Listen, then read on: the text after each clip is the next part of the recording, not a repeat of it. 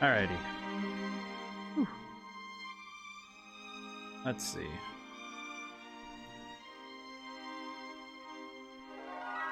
Oh, we might as well get right to it, yeah? No sense in waiting too long, yeah? Evening, everyone. Or morning, whenever you see me. Oh, you know what? There was somebody I needed to thank. And it's only because of the fact that I imagine that being able to do this is a luxury now, but somebody on YouTube, Ina May Show, My Show? I don't know how to pronounce that. They actually mentioned something from, oh, it's a while ago now when I fought the Larso clan. This is way back when, at a certain point in, I think it was the third stream I did of this game, and it was when I beat it was Rupee and Barda, and it was this one boss fight a long while ago, and I rewatched it because I saw the comment on YouTube on the VOD, and I was just like, I hope that it got across well that, like, I'm really grateful that they even said anything. It was nice. Getting to thank people individually is a luxury right now for sure, so thank you. Also reminds me that, yeah, I do all the VODs show up on YouTube, so even though if someone sees us on YouTube, it's kind of redundant for them to hear that. Okay, so we're heading south now. I think we got the... I have to check the map. I really have to check the map because I have no idea.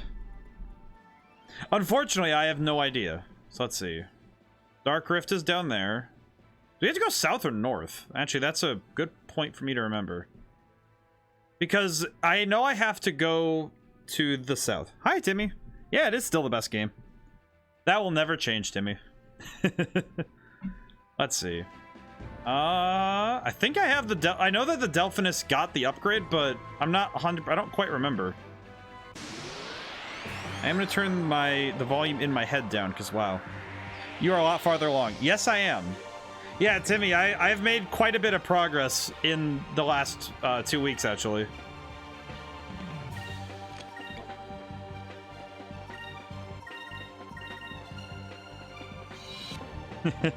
I'm actually quite surprised that I've been able to make this much progress in the relative time I have. You were still at Iktataka last time I saw. Really? I know you popped in. Oh, when did you popped in a little while ago? I thought like last week or 2 weeks ago. I have been moving pretty quickly. I've been doing my best to get optional things done in the game, but there are some things that I have found that I might just not be able to do at least 100%. I know I missed a moonfish in Yafutoma. I do know that because there was one I can't get. Favorite part of the game is when you get the Delphinus first. I think you were there for that, Timmy. I think. As I recall, I think you were there to see that. I know you were there immediately after. Well, I really like the Delphinus. This is a very cool ship. I really like this thing. Its design is so cool, and then it's also just an awesome ship. Yeah, have to adjust. My desk is very special. Only downside for grinding is that it kind of becomes need Delphinus IRL. Oh man, can you imagine if ships were like that, you know, in real life? Just remove the idea of airplanes. Just have airships. Because I know Zeppelins were an experiment in that same idea, but Zeppelins are boring. And Zeppelins are way too easy to catch on fire. We need literal airships like this. This would be cool. Actually, wait. I could probably just check the journal if I'm not sure whether or not I need to go back or not. I think that'd be kind of cool, though, especially if we had something like that. Alright, World's Edge. I haven't thought about what the edge of the world is, but it's not really edge of the world, it's round. We're off to the lands of ice. Okay. So that means either directly Earth atmosphere not thick enough. That's probably true, actually. Now thinking about it, because I know that the way that winds work in this universe is very different. So that's probably true, actually. Alright, through we go. I do forget whether or not I need to go north or south to reach the lands of ice. Like, some part of me says it's down here, right? But I also have no idea. I actually don't know how that works. I only know that I need to go to the south, to Icelands. Maybe it would work on Jupiter if the pressure didn't crush humans like bugs. Yeah, that's true. And that's kind of the downside for how certain technologies evolve, is that we have to adjust based on, you know, the world we're in. And it's the human nature to kind of work through it. So if humanity started on Jupiter, I'm pretty sure we would find Earth to be quite terrifying, right? Like, if life had evolved on Jupiter instead of Earth, I'm pretty sure our technology would be very different. It's an interesting hypothetical, though. You know what's weird? I just remembered Destiny 2 has you go onto one of the moons of Jupiter.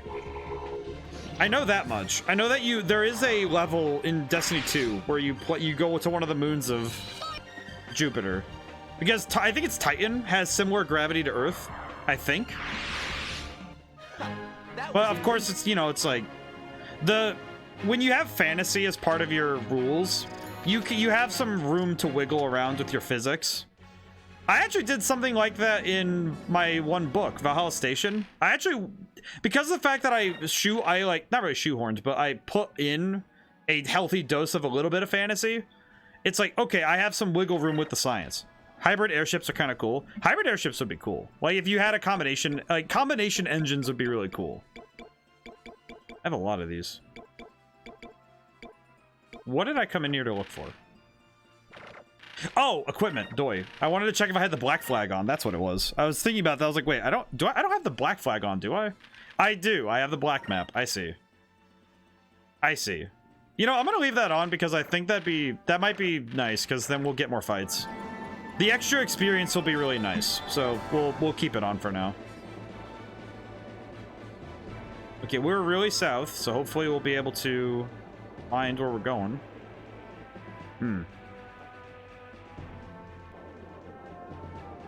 Wonder if this is where I'm supposed to go.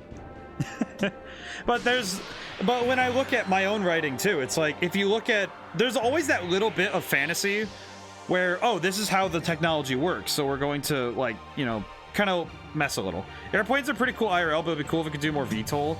I think VTOLs, if we had VTOLs that were capable of faster takeoff, it'd be kind of neat. Or like bigger scale VTOLs.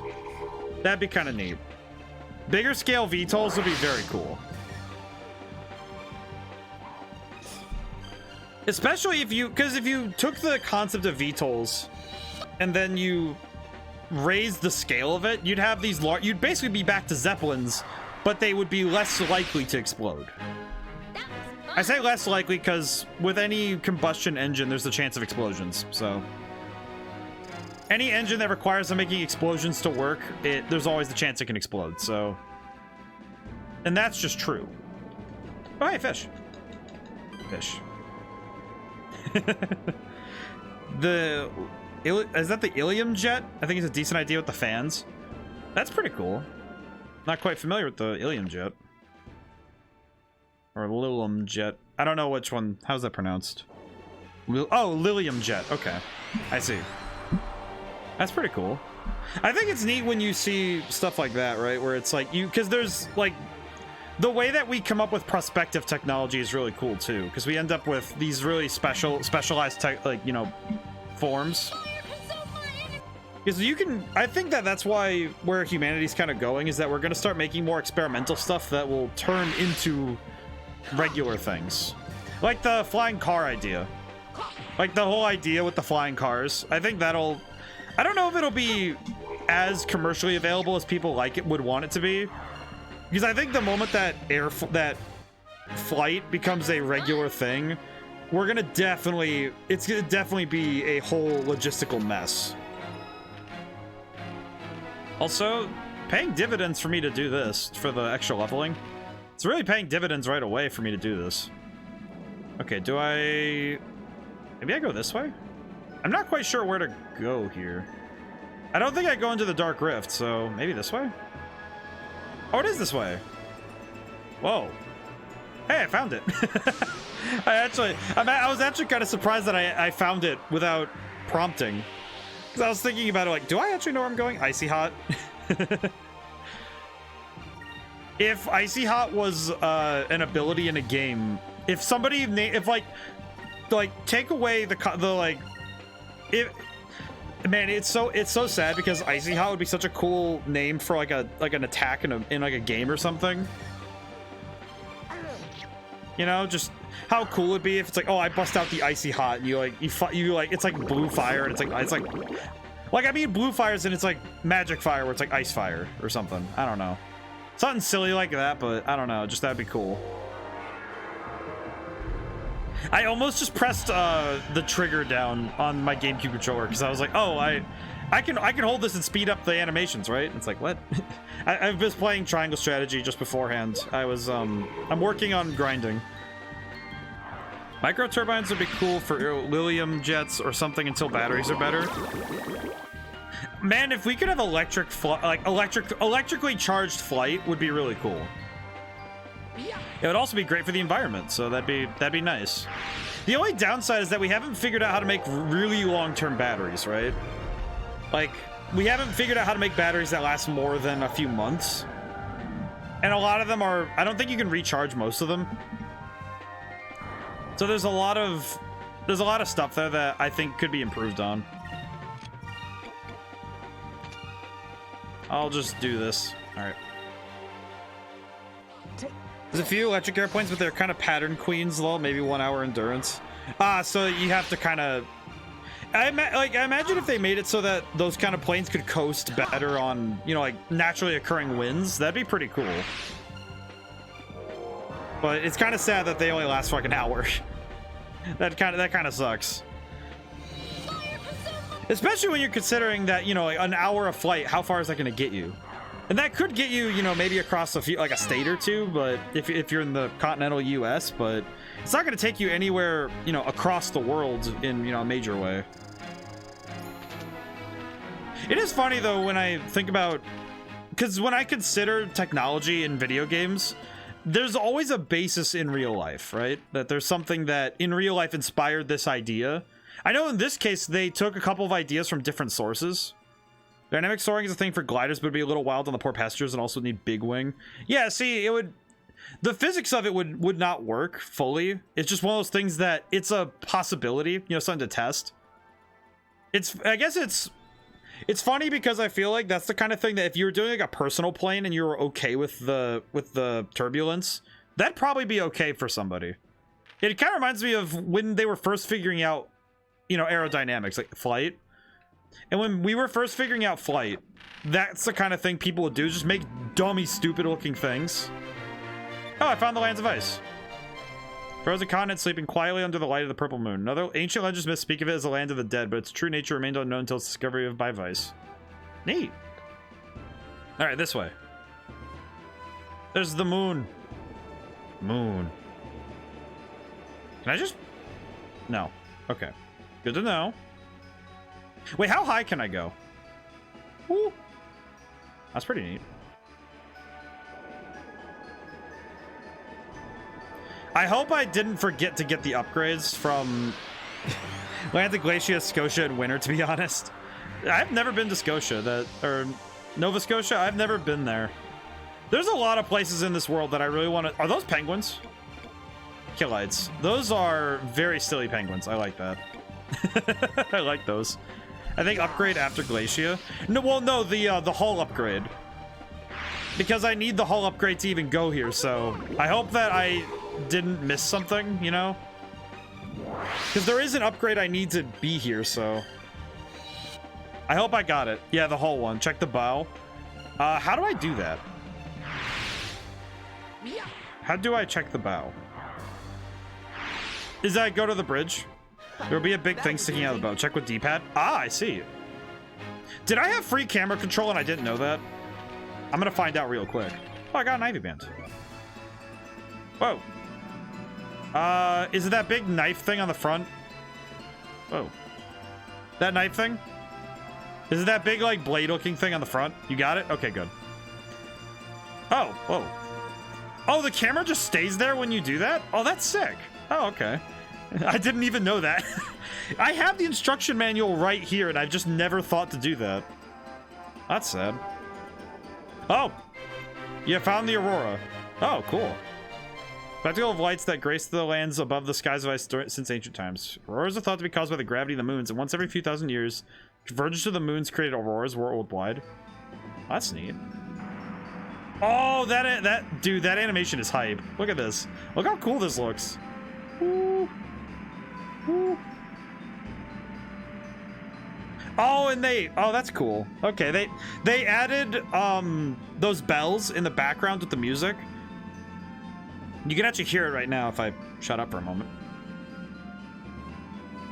And it's like when because they've been adding these different instruments on and off when you go into new areas. And this is really nice because they added this to this area. I don't know, that's really cool. That's really nice. They added the fact that every area, like major area, adds a new instrument to it is really cool. Because Nasser has their you know, like the satirical sounding thing and the... What are those things? Valgans. I wonder what they do. All the music in this game is generated dynamically from instrument samples. Right, they probably have a state machine for how they handle their music. Similar to nowadays, a lot of engines use WYs, and the music is handled dynamically at runtime, like while the game is playing. And it can take instruments in and out while the game is playing, based on variables in the game. So they're probably, if I'm taking a guess, they're probably taking your position in the world, and then based on your position in the world, they're taking instruments in and out. If I had to take a guess as to how it works. That's something I remember I had to do a little bit when I took composing for video games, was working with Ys and doing that stuff. It does also react to battle, so that would make sense that it has a real-time system. So that's really cool. I really like that. That's cool. That's the kind of thing that's really nice, though, because that kind of little bit of extra technical detail is really cool. I know in my game, the game I'm working on right now, the only thing stopping me from doing the same system, like where the music changes dynamically, like during battles, is a good example. Wait a minute. Did I just hit the South Pole? Wait a minute. What? Yeah, I'm at the South Pole. Oh. The only reason I haven't done that is because I do not have the luxury to do that in RPG Maker easily. But more specifically for me, it's just it'd be really hard for me to write that much extra music. And when your job is just writing the music, it's easier, right? It's made it difficult for modders to restore the higher quality music samples from the Dreamcast version and the GameCube ROM. True. That you know what, I could think about that. That's probably really hard because I actually did some research today before stream. I learned that the way that the game was made, one of the problems with it is that the way that the game was made was that they took some of the Dreamcast code and then they had to write new code, and by doing that it kind of became this you know, weird in-between spot. What? A strange bird that lives on islands of ice. Its small wings are not suited for flight, so it feeds by jumping for fish that float nearby. They are model parents. Males and females take turns caring for an egg, never leaving until it hatches.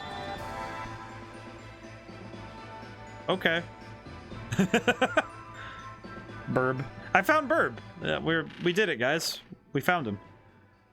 Well, that makes a lot of sense, though. You know, like if I'm thinking about it from a you know, the game dev perspective.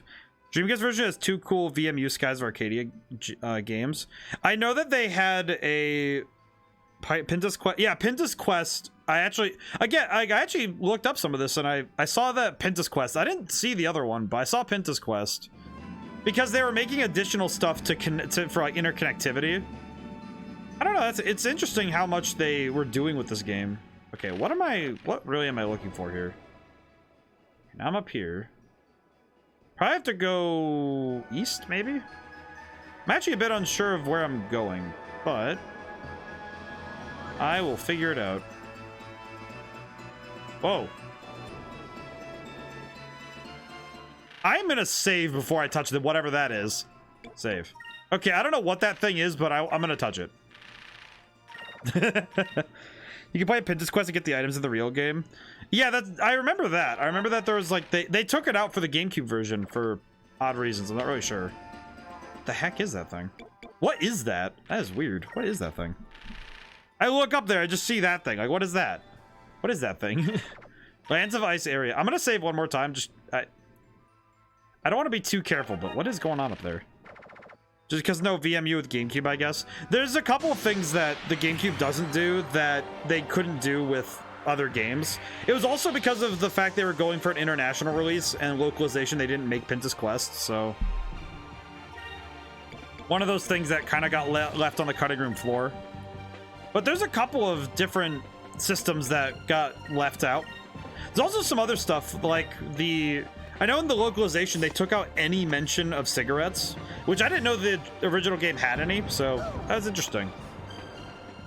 Also shows the difference in, you know, values and stuff in the two different places. But yeah, the programming was a interesting bit of like trivia I learned.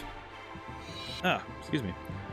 I also learned I didn't know that the disc system that the Dreamcast worked on was proprietary to Sega, because the Dreamcast discs use GD ROM, which I'm guessing is, you know, I don't know really what GD would be, but I did learn that they use a different system. I asked Clayton if he made up Locoa, if it was a reference to loquat berries, and he said not a conscious one. Clayton, how did you talk to Clayton? Oh. Okay, all right, this is actually what? What even is this thing? This is a dream catcher looking bug thing? What is this? Is it an insect or something? Things like it's flying around. Never know what, this is why I love saying, you never know what you run into. I see. Okay, guard. Let's do Increm. Focus, and then guard. Clayton's the translator. Oh, okay. I didn't know you could ask him stuff. I didn't know that was I didn't know of those means. That's pretty cool though. Yeah, I remember seeing that they did, you know, the translation stuff, but that's interesting. I didn't know. It's funny that he'd be like, yeah, not a conscious decision. That's funny.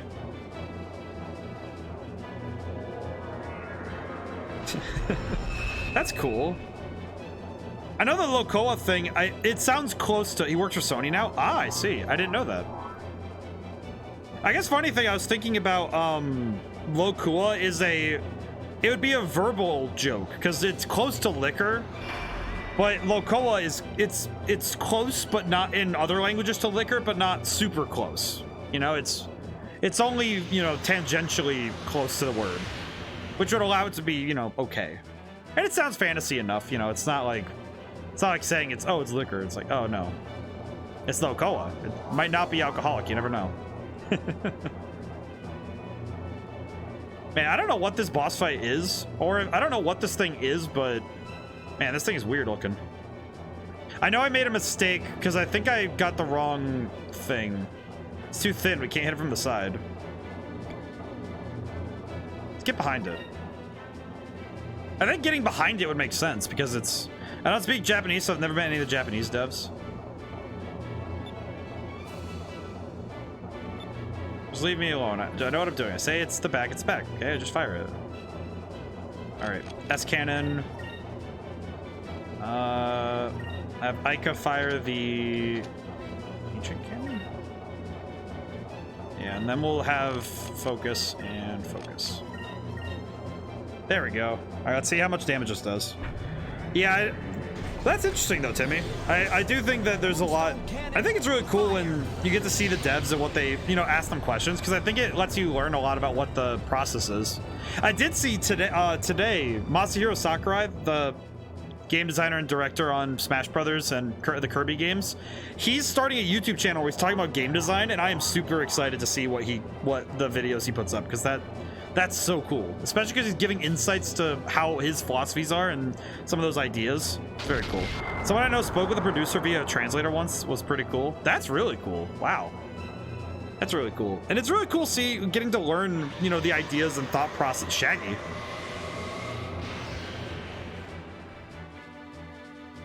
Oh, I didn't do a lot.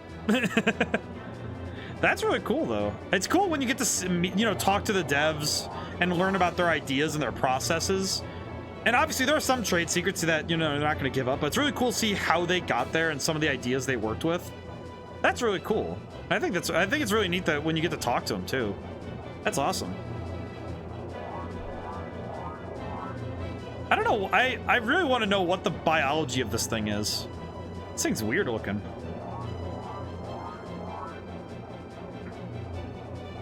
Alrighty, I think we're on to the next round, maybe?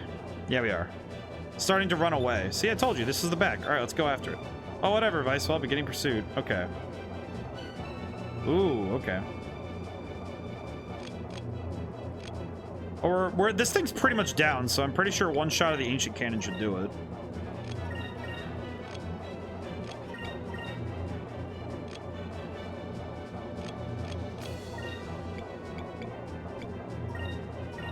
Might as well just go for it. Looks like some kind of Spideros hanging from a web. It's interesting. It looks like, looking at it from the side, it looks like it's maintaining flight through, you know, a combination of magic. And also, I did learn recently that spiders can create web parachutes, basically.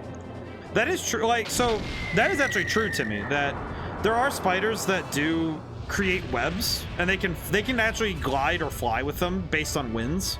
I found a web inside, actually, because one spider actually did that inside, and I found it. I found the remnants of it. Ooh, okay, that was really worth it. All right, sick. I don't know if that was really worth it to just blast that thing, but it was kind of cool.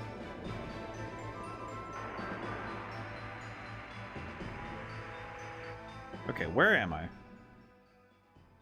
right, I'm gonna keep checking east, I guess. I'm not really sure where else to look.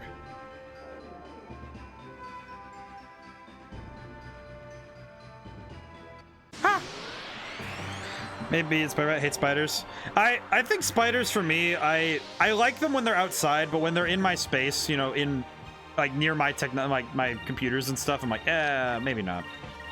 I just don't like it when they're in a space they're not supposed to be, right? You know, when they're inside or they're messing with things that they're not supposed to be. Otherwise, you know, if they're outside living their life and I don't have to deal with them, it's fine.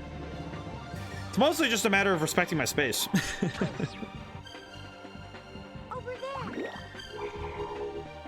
These enemies are really cool, though. Are they supposed to be floating stalactite-looking things? I'm curious, though, why there's so many of them. If I ever saw a big spider, I'd probably detonate a small nuclear weapon. Every time I see a spider in my house, it's like, okay, if I can get it outside, I will. But if it's expedient to just like slap it and leave and, you know, be done with it, I kind of will. Only if it's expedient to do so. If it's like, oh, I found a spider on the wall in my kitchen, the back door is right there. I can just take it outside, you know, just give it a little thing to sit on and I'll just take it back out, you know. Because, you know, animals are supposed to be, you know, they're supposed to be outside. So if I'm, you know, if I don't have to, like, you know, blow them up, it's like, I'm not going to. Okay, I ended up back here. Oh, I see what I did wrong. I see. Ah, okay, I might need to take the black flag out. I take out mouse and stuff. It's interesting that a lot of people tend to. Yeah, see, Timmy, I think it's true. Like, because a lot of people don't have empathy for insects, which I think is a reasonable response. Because a lot of insects don't have traits that humans can immediately empathize with. But the thing I've learned is that. And I don't like squishing spiders when they're inside, but if it's like in the basement, I'm like, well, you guys, they're not gonna be able to get outside again, you know? Like, they're not gonna be able to leave.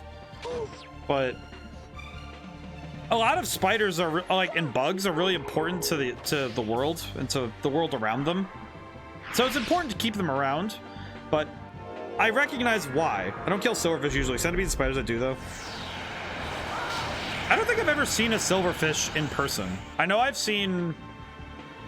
there's a couple of other bugs I've seen, but centipedes are literally pests. That's the whole thing. Because there's a number of bugs that are just straight up pests, and you're supposed to get rid of them. But there are a number of bugs that, you know, they don't tend to do anything that adversely affects, you know, like a house or anything. Like spider webs don't really ruin a house. They just, you know, like, oh, it just doesn't look nice, you know, according to, you know, societal expectations of cleanliness. But all right, I do need to use a healing item because I have taken a couple hits. Nerathiel, barely edible. I see. All right, cool. I think I stacked one of those. Don't mind snakes. I don't even mind slugs, snails. They're kind of cool. I think snakes. It's funny because I know my dad hates snakes. He has like a phobia of snakes. I'm not sure why though. I've never really asked why. I just know that he really hates snakes. I just have never asked why. I just know he really hates them. But I know that he really doesn't like snakes, but snakes are, I feel like reptiles are in that middle ground of like a wide variety of people like dogs and cats, right? Most people really like dogs and cats and mammals. It's like mammals and things adjacent to mammals generally get a pass by people. And then, okay, this is gonna be attack only because I know that Lambda Burst doesn't do anything. But reptiles are in this middle ground where it's like 50-50 between people who like them and don't like them. And then insects, it's most people aren't a fan of them. Well, everyone hates mosquitoes, Timmy. Everyone hates mosquitoes, Timmy. I don't think you're meant to ever. I don't think you're okay with. It's cool to like the design of a mosquito, because if you look at this, like scientifically, if you look at how a mosquito looks, it's interesting to see mosquitoes how they. Because I'm saying design is in like take a look at how they formed, right? It's interesting to see what they look like and how they work, because they have a natural method of being able to break skin on most animals, and that's fascinating because I don't think there's a lot of creatures in nature that have like a thing that's made for that. It's basically a syringe, which is it's interesting to see that, right?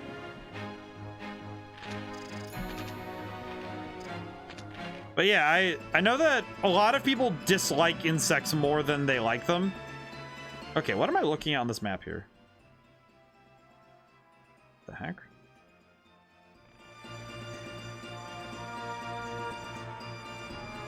Oh, this is weird. Need radioactive blood so they burn when they bite me. Timmy, your ideas are quite exceptional, I will say. Okay, where am I? Going that way. I need to go the other way. Ah! Okay, I'm gonna take the black flag off after this battle because I don't think I need more battles than I'm getting. So I'll take this off after this. It is good though that I've gotten as many as I have though. Because this is nice. Remember, you can kind of see Glacia through the ice. Yeah, you're supposed to. It's supposed to be a, you're supposed to find it in the ice, from what I understand. Is that it's supposed to be in the ice, and then you have to dig into it with the knife thing. I think I might have just saw it, but I forgot. I will take the black flag off, and then we'll look. You know what, though? Timmy, it's a good thing you reminded me about the camera thing, because I actually will need the camera now, because if I need to check the ground consistently, checking the camera would be important, so that's pretty good. There we go. I'll take a look, though. It's probably in this big ice area. That was easy. This is, at the very least, I'm grinded up a little bit, so that's good. Alrighty. Let me really quickly take the black flag off, because we do not need it right now.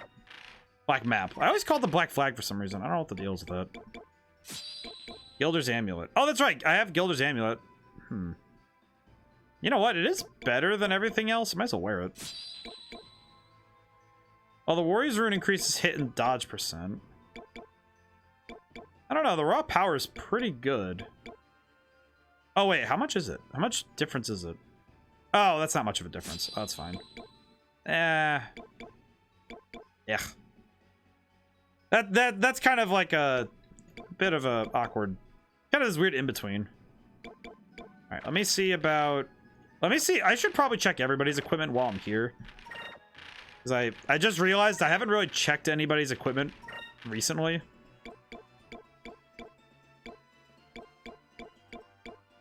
think everybody's wearing the best they can right now. Unless I'm mistaken. I might be mistaken, but I'm gonna double check.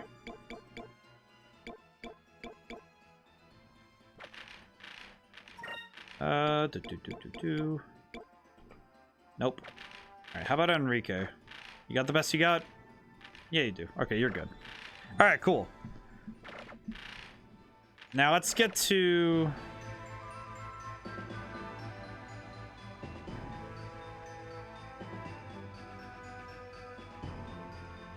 Jeez, this is gonna be a little bit tough. Ruins of Ice. Oh, hey. Found it. Thanks, Timmy. Oh, whoa.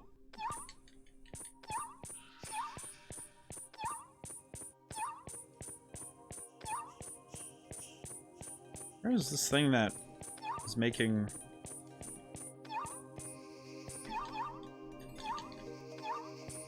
There we go, got a jam. Okay. Thank you, Timmy. Okay. I will use that really quick, too, because that's also important. Funny thing, Timmy, you immediately say, oh, I think it's nearby, but I forget. It's like, I look down. Hey, there it is. I found it. Oh, the Cupel Spear. All right, cool. What does the Cupel Spear do? Now that I'm thinking about it, what does that actually do? Equipment. Cupel Spear. Morphs into a barb spirit. Each barb helps Cupel deal more damage. Oh, that's cool. All right, nice. Very tasty. You have cheese and breadsticks? Ah, oh, brother, that's very good. Very good. I had funny thing, I had pizza today. I had that for dinner. There's a local place we like going to. That's really nice. Whoa. Oh, this music is really nice though.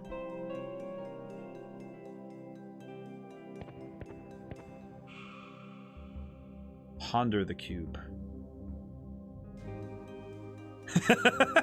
Ponder the cube. Very good. I am pondering the cube because this animation is interesting because they... Okay, wait. How are they doing that? Okay, so this is something that I'm... All right, so I know this might sound weird, but I'm trying to understand how they're animating this, right? Which it looks simple, right? But you can't split the model like that, right? Like you can't split the texture, so they're clearly having to switch. There's like a frame in there that they have to switch from one, like they have to change the positions of where the thing is spinning. That's interesting. That's a cool animation. The more I stare at it, the more it's like, oh, cool. Visitor to Glacia. Answer my query and open your own path. Yeah, the rock is talking. Deep within the purple stone lies the power to hold the world still. What is this power? Ice. I was gonna say, I hope it's ice. I mean, maybe when it resets, it sets rotation. That's what I'm thinking, because the texture is just right, where when the two pieces line up, there's no seam. So they're able to like have that frame where the seam is gone, and then they just change the position, and they're able to set the rotation. That's really cool, though. I'm gonna be real, though. If this is... It's gonna be weird if I go through two places with... Oh, hey. Yay! We get to go on a... Oh, it's just like when we were in Ixataka. We did the sliding thing. Oh, that's cool. Oh, I like the first-person cameras. Those are cool. Oh. Oh, cool. All right, well, let's leave. It's weird that this is going to be kind of like the Heart Home Gym in Pokemon Diamond and Pearl, where you have to answer questions and trivia. Oh.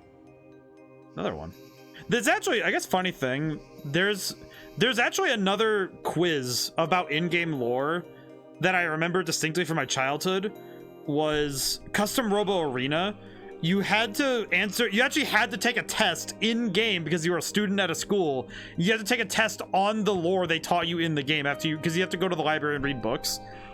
And it's like, oh, make sure you go to the library and read books. And I remember resetting the game because I missed a question. I was like, no, I have to get 100%. I need 100% on the test. The purple crest hides a certain number. What is that number? Oh, God. Oh, I wasn't paying attention. 4? Oh, that's not good. What number? Wait a minute. What? The purple crest? Where is the purple crest? All right, well, am I gonna get kicked to the beginning if I do this, or is it gonna, like, am I gonna get clobbered? I didn't see the purple crest. I didn't really look at it. Maybe I'll have to look at it. Is this gonna send me to the top? Or is it gonna send me into the jaws of an enemy? I didn't get a confirmation on that, so I'm kind of worried. Oh, it's an elevator. Okay, so yeah, we are going back up top. I see. Oh, it is not an elevator. That is just straight up magic. Oh. Oh, I don't know how I feel about that, because I know magic teleportation wouldn't be, you know, go by the hypothetical rules of how magic works, but purple crest. The purple crest. Oh, okay. That's neat. They only make you go back one. I don't think it's 2, so maybe 6. Nope, it is not 6. Okay, got it. All right. I see. Where is the purple crust, though? That's a cool, like, the animation for the cubes, though. That is very satisfying, though. That's one of those ones that, you know, you have on as like a loading screen thing. That is very pretty. I need to see about doing it. Oh, I answered wrong enough times that they're like, hey, go fight something, you fool. Oh, there's a lot of these dudes, huh? Well, too bad Lambda Burst exists. Alrighty. Let's knock them out. Time to show them what for. I do like the aesthetic of this place, though. The frozen over temple is probably one of my... It's up there on favorite aesthetics. This is really cool. I do really like this aesthetic. I know a lot of people don't like ice levels, but I think in JRPGs it's a lot easier to stomach ice areas because a lot of times they aren't painful.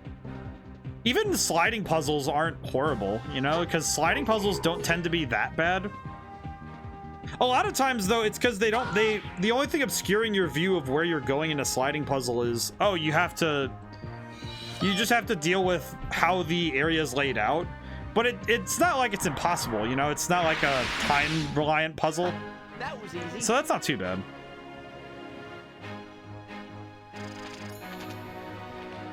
And this area is especially nice because all the sliding is done in cutscenes instead, which is really cool. I need to watch that animation again on the cube because that's really cool. I like the animation on the cube. This is also a very pretty animation because they use all these lights to... Yeah, see, that timing is really nice. That's really cool. I don't know. That's the kind of effects work that I hope somebody's really proud of because it's very cool. Alrighty. Purple crest hides a certain number, maybe 2. What the heck? Wait, what? Wait, is it wrong now? Wait, how does that work?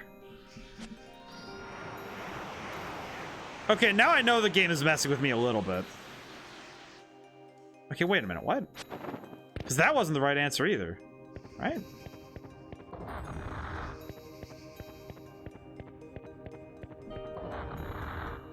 Or it was. All right. Let me take in my environment here really quick before I make another mistake. Okay. I'm very confused. Ponder the cube.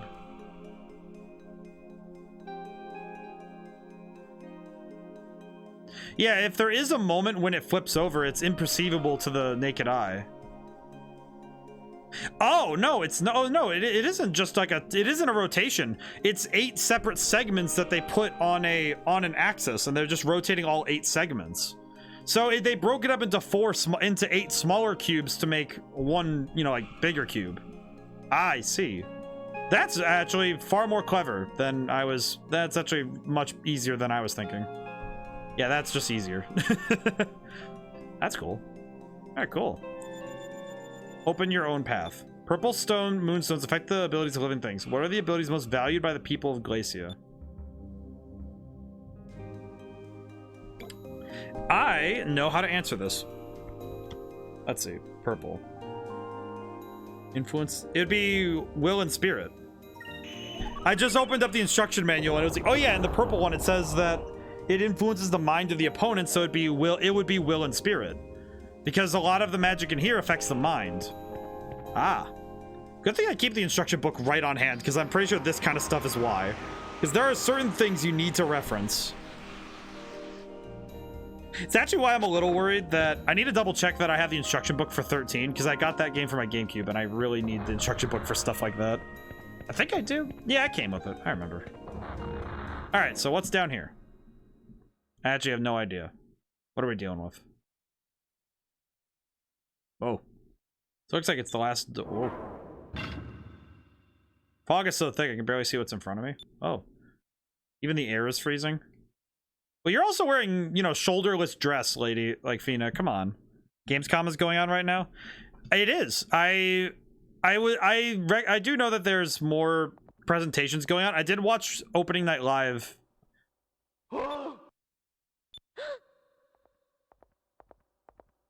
Vice just fell.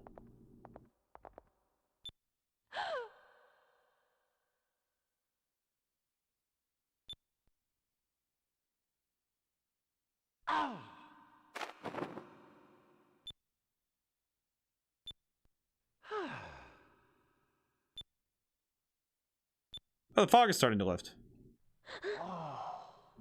Though that Warhammer game looks cool, like Left 4 Dead with character customization. The Warhammer game is very... Whoa. Holy. Wow. The old world is the capital of this region. People that used to live here, were powerful mages. Using powers problem when they built the city. Oh.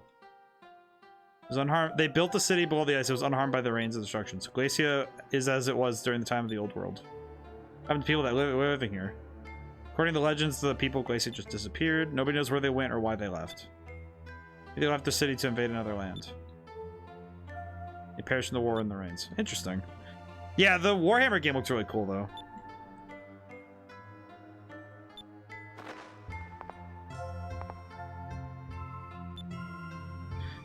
The Warhammer, I think the nice thing about games like that Warhammer game is that you can end up with some really interesting stuff because the lore of those games is really cool, and the weapon designs are really cool. So I imagine they have a winning hand there. So I really hope that they you know, capitalize on the good things about Warhammer, and they don't make any dumb decisions, which is always possible. Oh, the floor is see-through. That's very cool.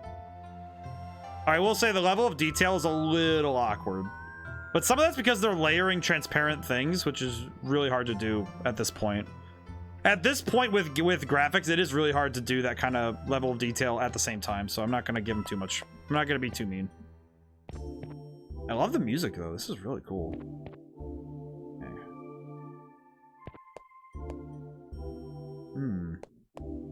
Interesting. Ah! I do like a lot of the games that they're announcing nowadays, that they announced yesterday, a lot of them looked really good. I know Goat Simulator 3 is on my list. Oh, Frostworm. Very cool. Actually, you know what? I'm going to have her focus, and then Enrique can also attack. There's a lot of games that are coming out nowadays that are... It's a wide and varied amount of genres. I do find it funny that there's a lot of space games this year. You know, for the end of this year and into 2023. Lots of games focused on space, which I thought was interesting. Because it's kind of an interesting, you know, mix. It's an interesting mix because the fact that there's a lot of games with space as their motif. I wonder what caused the, you know, the general theme. Is this Dolphin? No, I'm running this natively. I actually have a Wii set up and I'm playing this on with a GameCube copy.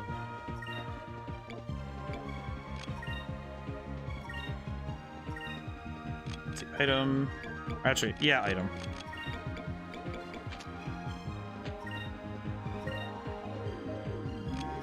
Royal Blade. We'll just double team. So this is hardware. Yes, it is. I actually, I will say, Timmy, I do try to, as much as possible, I try to play things on the systems they were originally on. And it's mostly more of a thing for me, like a pride thing for me, rather than any practical situation. I will also confess that it's because streaming on my PC is awkward. Because my PC it's just set up weird. Thought it might be a Z buffer glitch with emulator because I don't remember transparency sorting issues, but I must have forgot. Well, and some of it's just more of the limitations of the hardware. That's more of a, it's more of a limitation of the hardware. I don't think it's so much like, oh, it doesn't work at all. It's more just that, oh, how the system works. Like you could only have so much going on. Like it really was it's more of a, you know, a concern of how the systems were made at the time. Like I don't think it's much more than that. I have the GameCube copy and also the DC copy, but I still mostly play on EMU. On emulator. Yeah, I like that we can emulate a lot of games now. I think that emulation is a great way for preservation. I know that most of it for me, like, you know, trying to play natively it's because I like to experience the game as it was originally made. And it might be also so I like being able to play the games as they were, because I think that that's the kind of thing that feels nice when you get to play it, when you play games like this again. Also, I really should have watched Phoenix Health. That's not good of me. Okay. Let me pick her up really quick. That's bad of me. Actually, I'm gonna use a Rosellan crystal because I just need to get her back up. I'm gonna keep the rest for later though. I like doing stuff, you know, emulated. I like emulation, but I think there's something I can't take away with playing with a controller. Did you see Jack and Dexter got decompiled on a native Windows port released? I did not. That's interesting though. Kind of surprised that somebody would be able to do that for a game like that though. That's really cool. I imagine that process was not easy. But it is interesting that Jack and Daxter specifically was able to have that happen.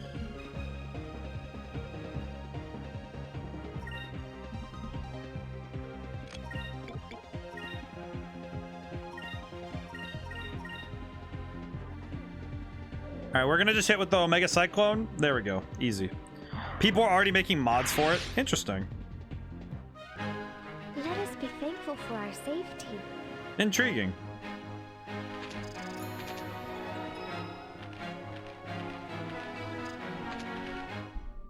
I will say, Timmy, I will confess, how you type is like, it's like a mental exercise for me.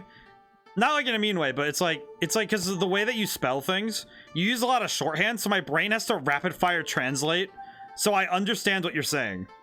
And it's actually good practice because I don't often see, you know, like shorthand for things anymore, because either I'm typing and I'm, you know, dealing with my own typing, or I'm, you know, like, because a lot of people type, you know, like fully, but it's like seeing your typing actually gives me really good. It's actually like, I don't know why. I don't know how to best describe it. It's like it helps me because it's like, oh, my brain has to work to like make sure I'm understanding properly. Okay, yeah, let me look at this again. I want to see this again just to make sure. Yeah, I don't think it's a Z buffer thing. I think it is just a limitation of the hardware. Any game made by Naughty Dog during that time will be able to be decompiled because they were written in some proprietary language that fans wrote a decompiler for. Oh, okay, that's cool. I see. Yeah, see, the level of detail shifts a little bit with the camera. I like the architecture here, though. That's really cool, though. It's interesting to think about that, though, right? That I think it was called Goal. Interesting. So that must be a acronym. So I wonder what it stands for. That's cool, though. Making a decompiler for that would be... Decompiling code is not an easy feat. So them being able to do it is really... That's really good. Must have taken a lot of time to get it right, though. That's cool. I was unaware. Is that a sea lion or a seal? That's really cool. Over him first, Lambda Burst.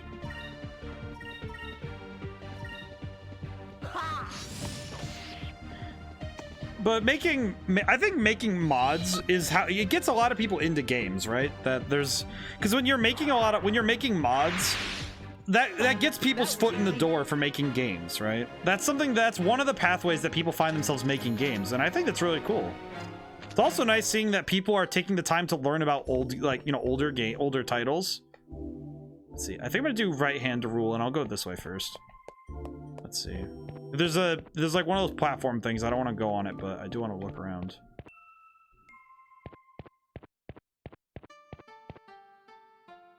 Interesting.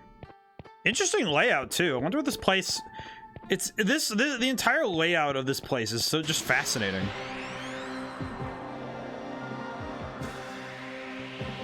Also, the architecture is really. It's kind of gothic and. Well, oh, what is that thing? Dolstra? What is that? Hey, Drifter, how's it going today? Also, Drifter, I think this is after you got off last time. I actually did a whole thing during the Smash Brothers stream about Diascora elephantypes. We did look into it, and we were all blown away by it. It was actually really cool. Okay, what can we do? How you doing today, Drifter? We did talk about it. We were very excited to talk about that. Let's see. What can I do? I should probably drop a healing item because this thing might be scary. Backroom? Yes. Focus, attack. Prepare yourself. Is this thing like a sloth? It's like a winter sloth. Doing good. I just got into the office. Ah, getting ready to start a day of work, huh? Let's try this. Oh. Pain. The pain of having to work.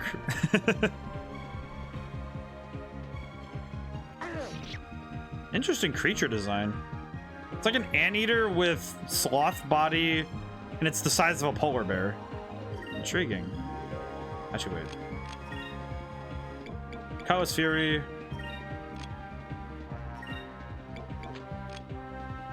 I have the magic for this, so I'll do Incremis as well. And then we'll just start hammering this thing. Yeah, crazy looking is that plant. It looks really cool. That is fascinating. It's intriguing how it looks. Just a really interesting looking plant. It's very cool though.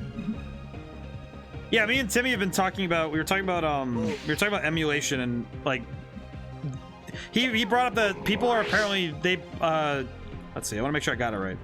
Because some guy made a decompiler for handling the go back for Jak and Daxter, because someone decompiled Jak and Daxter so they can look at the code. It's interesting where we've been today. But yeah, that plant is very cool. Is this thing gonna like blow us up? Oh, it did. Whoa. Oh, thank goodness. Thank goodness I put my defense up. Whew. This thing is angry. Do another Sacrum Crystal, because I'm going to do it anyway, so.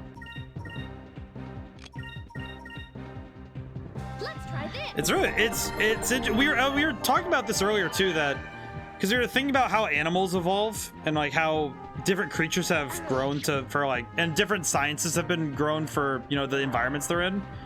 Like, how we made technology for, like, flight and stuff.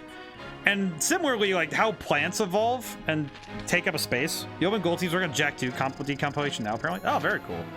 That's excellent. But we were talking earlier about how like, you know, technology evolves based on the environment. So in plants, that's almost on a smaller scale too. So being able to see how plants evolve based on their environment, it's interesting to see what nature, you know, comes up with in that sense, right? Where are we?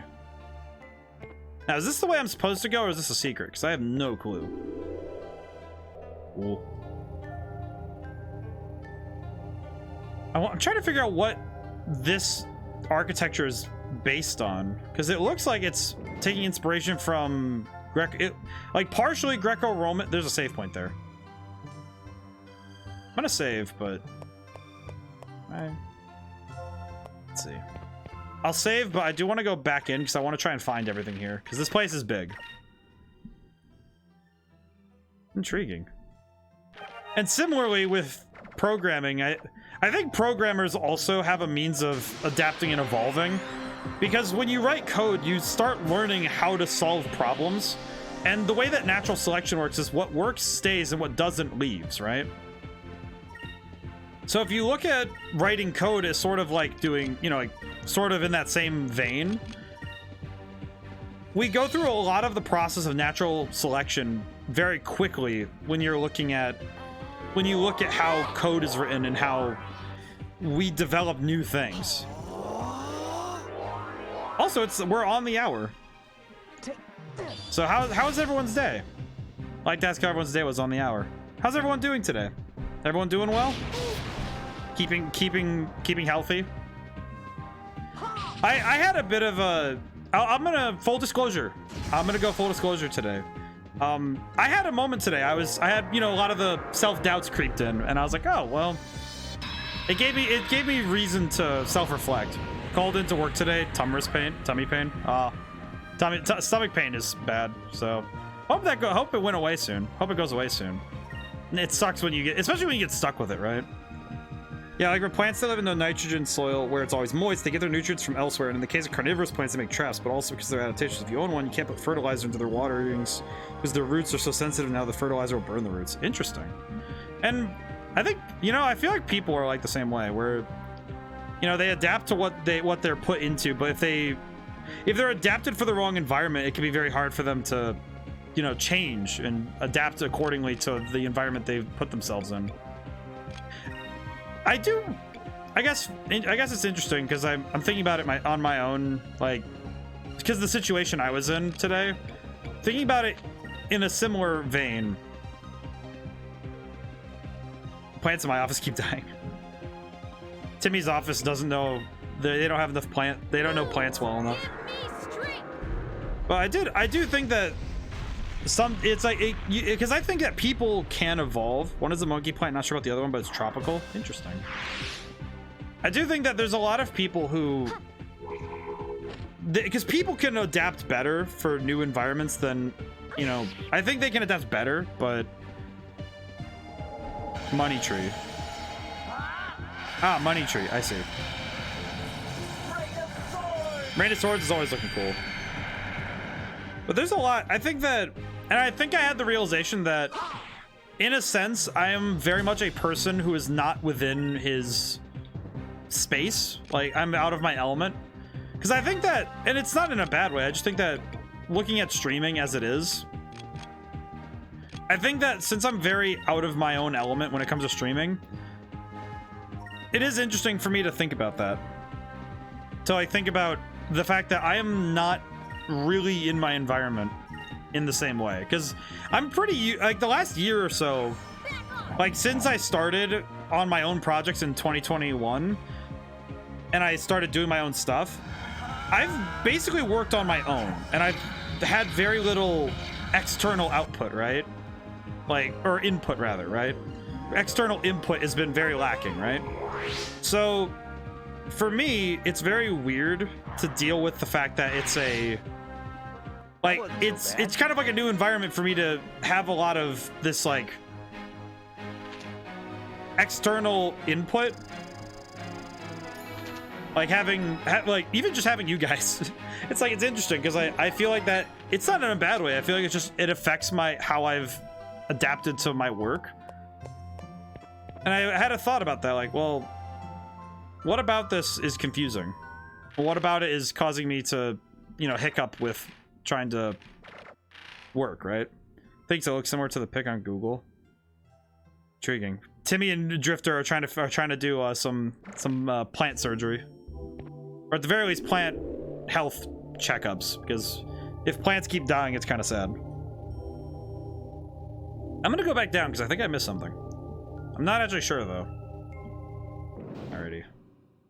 It's a shame alright, so it's a shame that I can't lower the encounter rate anymore. I'm just gonna have to suffer a little bit.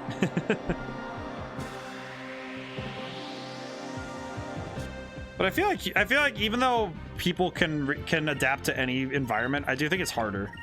And I think that's what I'm noticing, is that I'm having a bit of trouble keeping up with, you know, adapting. But I'm working on it. Today was good though. DC version encounter rate was even higher. I do know that, Timmy. That one I remember learning about and thinking, wow, the encounter rate was higher. But hey, it's free experience and we need the extra work, so it's fine. I think what I might do though is swap Ica and Fina away from green, but I'm not sure yet. Because I do need to work on the other elements at some point. Alpha Storm.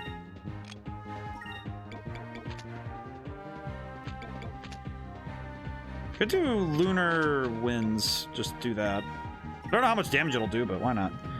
I know those are pretty hardy, but would you say it's wrong with it? Is it yellowing and going softer, the leaves turning brown? All right, I will say, I want to just, like, for everybody, I want to bring attention to the fact that Drifter's knowledge on plants is really cool. Like, I'm fascinated by the expertise. Like, that, it's similar to, like, when I talk about game stuff, it's like, I really like just listening to this. Hi, Echo, how's it going today? But you know what? I'm looking at today and I'm thinking, I'm doing okay. These are just kind of showing. I can't tell if they're brown or yellow. It's kind of in between brown and yellow to me. Ah, I see. Interesting. Timmy and Drifter are talking about plants. It's very cool. They're trying to fix plant in Timmy's offices. Intriguing.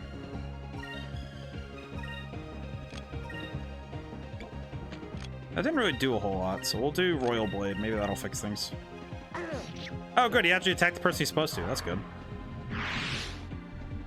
But if I'm looking at today, I think that today was good. It was just because I did get some work done. I did, and I saw a post somewhere that I was just. It kind of made me pause because I kind of realized, oh, I'm doing okay. I saw this? It was a quote by Confucius. It was. As long it's like it's okay if you slow, it doesn't matter how fast you're going, like it doesn't matter how slow you walk as long as you don't stop. So I think and I thought that was nice, thinking about, yeah, it's okay if I have to slow down as long as I don't come to a stop. I'm fine. So I thought that was good, you know, like, oh well, I'm slowed down right now, but all I have to do is just, you know, pick it back up.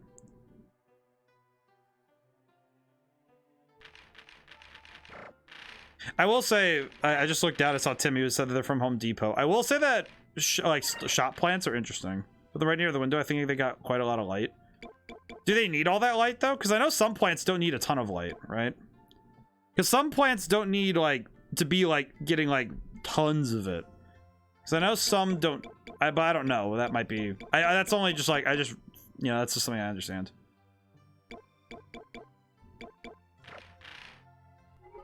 There we go. Health is up. Yeah, I would talk about plants today. Let's see. Do I have any items I can use for the ship? No. Besides the deluxe kit, no. I'll do that really quick while I'm thinking about it. I don't really need to heal the ship right now, but I don't want to go into the next battle not topped off, so... We are going to explore a little bit, so... Ooh. I saw that. That's a box. Ow. Ah, I see.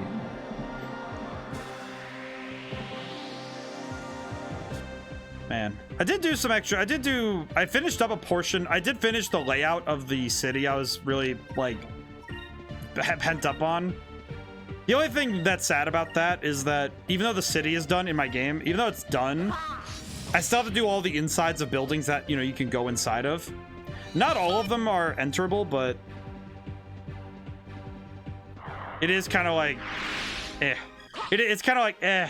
There's a lot of buildings I have to do the insides of, but I feel like what I have to really do is just crack down and just get stuff done. I had the thought today, I have to be a little bit more selfish with my time. Because I think at certain points, I think I've spent the last month or so, I've been really like, I've been on a lot. Like, especially like popping in on like to streams and like trying to be really social and active. And I think I am not a social human being by nature. And I think I overextended myself in that respect, right? And I think it's just because like because I'm not like a social person. I think it's like, because even being online is it weirdly drains, you know, like it's like you're on. So I do wonder if, so I have wondered about that, right? That I need to do that. Let's see. I think next battle, I'm going to change out I'm going to change it over to a different app. I'll change Ica and Fina over to some new colors. Could probably also swap. Oh. Hi, Bane. What are you doing here? Bane, what are you doing here? Well, speaking of switching to new colors, he's weak to purple and blue, so this is good. So we'll just go to purple and blue and start smacking him. right, first turn, we need to build up points, so we'll just hit him. Here goes. We just need to build up points. Go through my mental flow chart of possible issues. Over there. If that's not Drifter, if that's not just like, if that's not just how I am as a person, like, oh, I'm going through my mental flow chart of issues that could be arising based on what's going on. Like, you're going through the flow chart of, okay, you're going through all the different like T sections where, all right, well, they're doing this, so this isn't what the problem is, and they're doing this, so that's not the problem. Like that is exactly what I do. Like I understand that too well. Let's see, magic. Actually, you know what? I might as well. I could do Incremus, and then I just keep hitting him. Tried to research, but I think plants hate me. Well, and sometimes it's. It might also be just the plant just doesn't vibe with this universe. I don't know. The plant does not vibe with this universe. Also, the fact that Zivlin Bane just shows up here, this is the land of ice. Is he just on our ship? Like, at this point, I'm convinced that this dude is just on our ship and just hops off whenever he thinks there's treasure that he wants. Like, I can't think of any other reasonable way he gets here at the same time we do. Because this dude has been everywhere. And he walks around with his knife and just slaps people. Like, what is this? S move, Lunar Blessing. There we go. Very good. Whew. I think also my phone is because I use my phone for chat. I think it's glitched out because it's like it says there's a lot of people here, but then it's like also like it's just going weird. Phone's being silly. That's okay. If that ain't the truth, I had a plant I bought that died of overwatering after I watered it once. Literally waited 2 weeks after I got it. Wow, what kind of plant dies from overwatering like that though? That's wild. Okay, we'll use a Sacrum Crystal again. Actually, wait. No, I'll attack with that and then Sacrum Crystal. And a Royal Blade for funny. Plant in the hallway literally looks perfect and all it gets is creepy fluorescent light, not natural. It's why my plants see if management would notice. Just swapping plants around in the office for the sake of it. Just like, oh yeah, I'm moving this plant. I need it to be healthier. We did it. Also, the animations for the faces in this game are, I think they're exceptional. Alrighty, let's see. Isol Seed. What is an Isol Seed? Oh, what does that do? Received Winter Orb. Ah. What does that mean? What is an Isol Seed? Increases will by... Oh, will, that goes to Ica. There we go. Excellent. That's what we're looking for. And everybody's back to full health. I think the... Where is it? It's probably in treasures.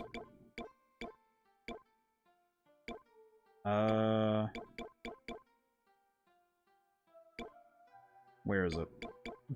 My brain just was like, hey, do you remember where it is? Oh, Winter Orb, there it is.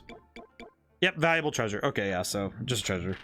This is white bits in the hallways, plant soil. I think it's sort of growth formula or something. I never. All right, so Drifter, you might actually know the answer to this. What are those white things that they put in like soil when they sell it in like at retail, basically? Because I've never quite known what that is. I just know that it exists, like the little white dots. I've never quite known what they are though. Like that would be my guess that those are like a fertilizer thing, but I have no clue. Also, where am I? Ah!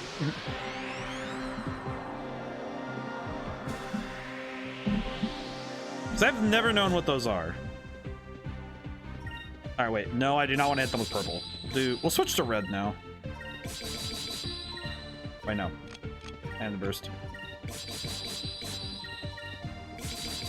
There we go. Yeah. I hope everybody's okay with us talking about plants for an hour. Today's been an interesting one for sure. An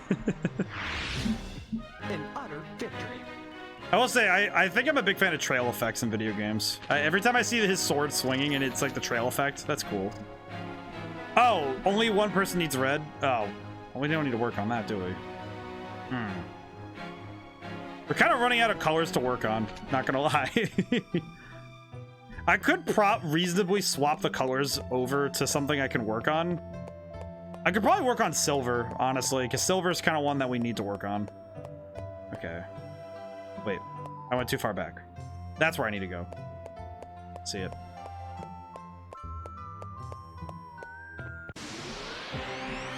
Trail particle systems are cool.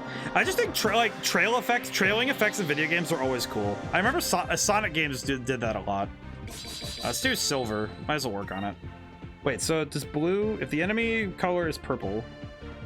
Oh, I could use yellow and I could use anything but purple and blue. Okay, so I could use silver.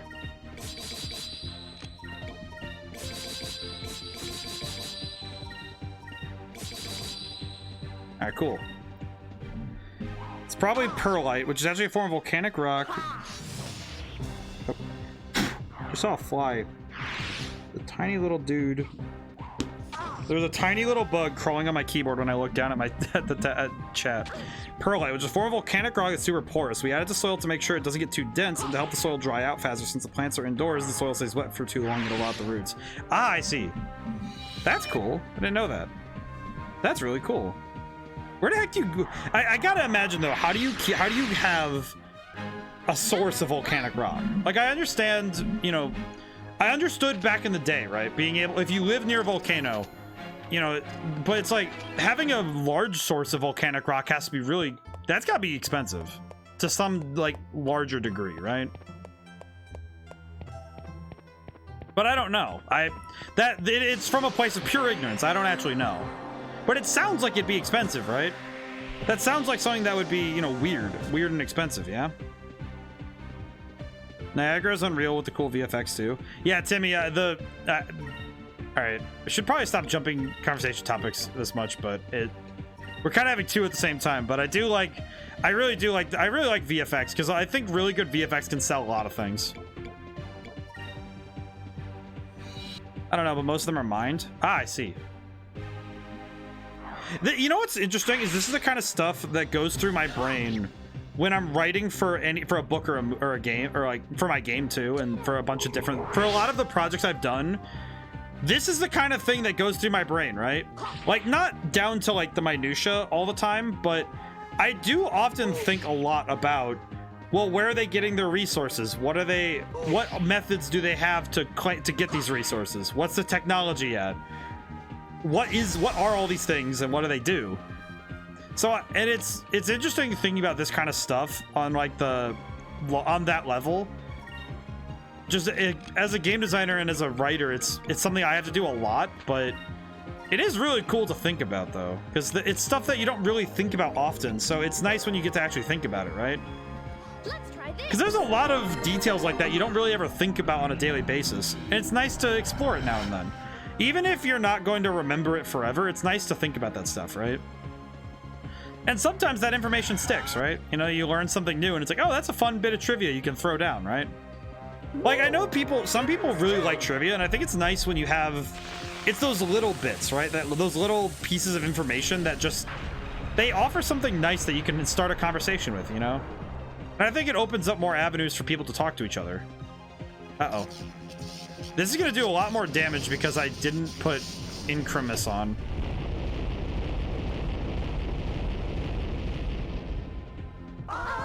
Oh yeah, that's almost 1,000 per. Ugh. I'm gonna need a heal after this fight.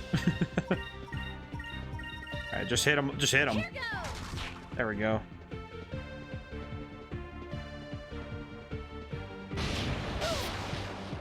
I'm fascinated by the fact that all the like, you know what, this is actually similar topic on this though. The fact that all the creatures in this game have adapted abilities similar to their moons is an interesting piece of world building. Yeah, we often forget about how much work goes into each component of everything we use. I can't imagine the road it took to create the microcontrollers we have in our phones. See, I'm even thinking about the stuff like the perlite, like the stuff we were just talking about that they put in soil. Like, who figured out that volcanic rock broken up into tiny little spheres to put in your potted plants was gonna be a good idea? Like, that's a weird idea to come up with, right? Like, you're sitting there at home like, hey, yo, what if we put the volcanic rock in the soil? Like, that is not something that comes to mind naturally, right? Like, who wakes up in the morning and does that, right? And if you're thinking about more complex tech, like you said, in our, like the controllers in our phone and all the, like, doing touch screens, the fact that I can touch a solid surface and cause an input, that's wild, right? You know, think about just think about the weirdness of that, right? Need that silicone. Yeah, but like, think about the weirdness of that and the nature of those kind of things. Tuna cutlass. When did I get this? Oh, but that hit is atrocious. I saw ice splitter, so is that... Nope, it's not a scimitar. Is that a boomerang? It is a boomerang. Very cool. We'll always confuse... Oh, I forgot we got the swirl meringue. Interesting. I'll get the ice splitter though. That's cool. I didn't know that I forgot that was a thing. That's really cool. But there's a lot of... It's interesting just even looking at the single pieces of technology or like the way that the world happens, right?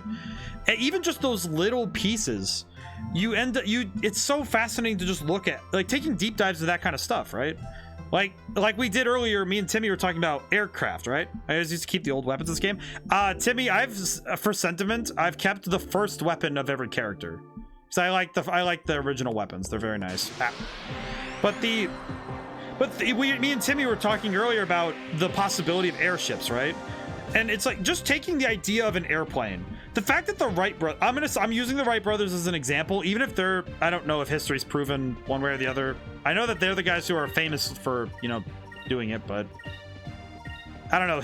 We find new things in history all the time, but when I think about the fact that they had to do so much trial and error to figure out how to fly, like humanity was never meant if we're looking at nature, like humanity was not meant to figure out how to go to like fly, to be able to maintain flight. And now we just defy nature in the sense that we figured out how to put people in the air on a piece of metal, like a hunk of metal, and we are able to fly it accurately to another country. Like, that's insane. Also, this ice splitter boomerang is very cool. I like this a lot. Look how cool this blade is. I think it's sick. It looks like a botlet from Star Trek. Look at that thing. That's really cool. Anyway.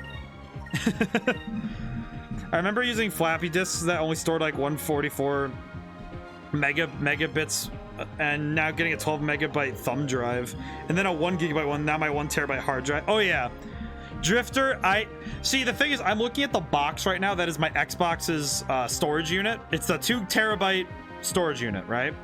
For games and data. The fact that my brother owns a 4 terabyte one that is a quarter of that thing's size is just mind-boggling to me. Like, a 4 terabyte drive now is a quarter of the 2 terabyte one I'm currently using. 1 petabyte drive.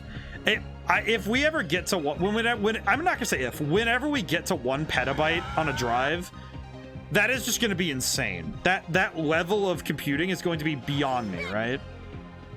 Because then you're going to end up with... I remember that I was blown away when I saw the download size of Red Dead Redemption 2. Because it was like it's 100 gigabytes, right?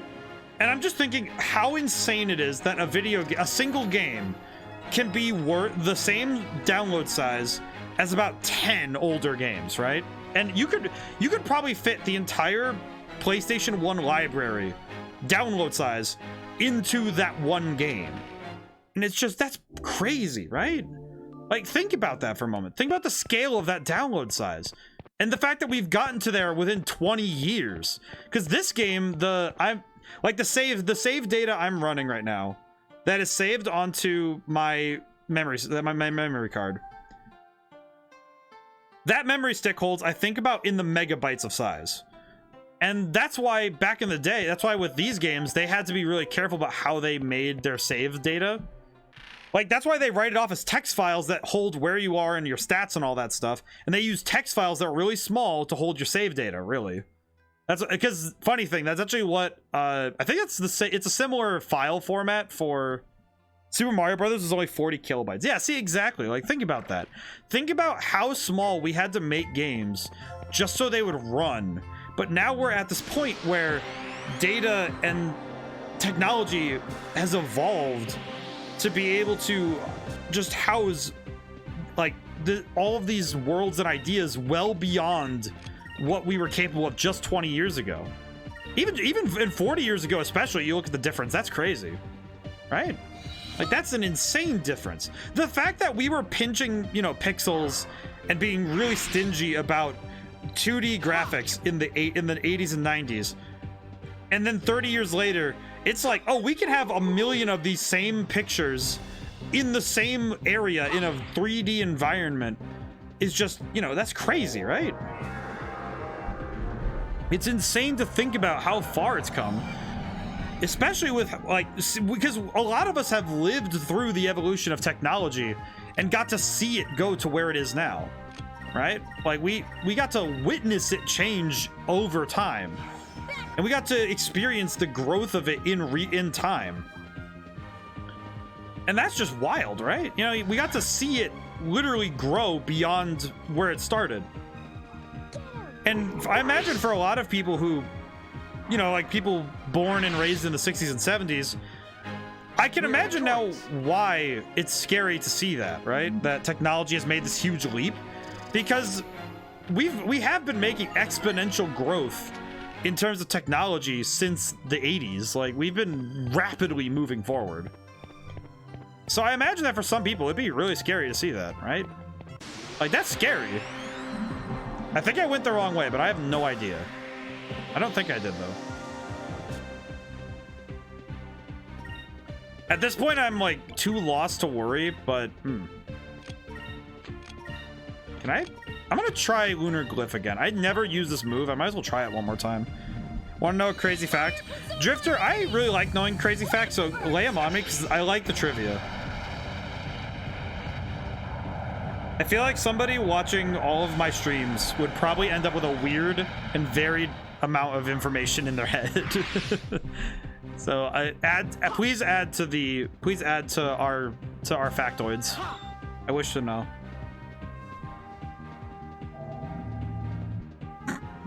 Every time I see, oh, he's stoned. Oh, good. All right, we turned him into a rock. This is excellent.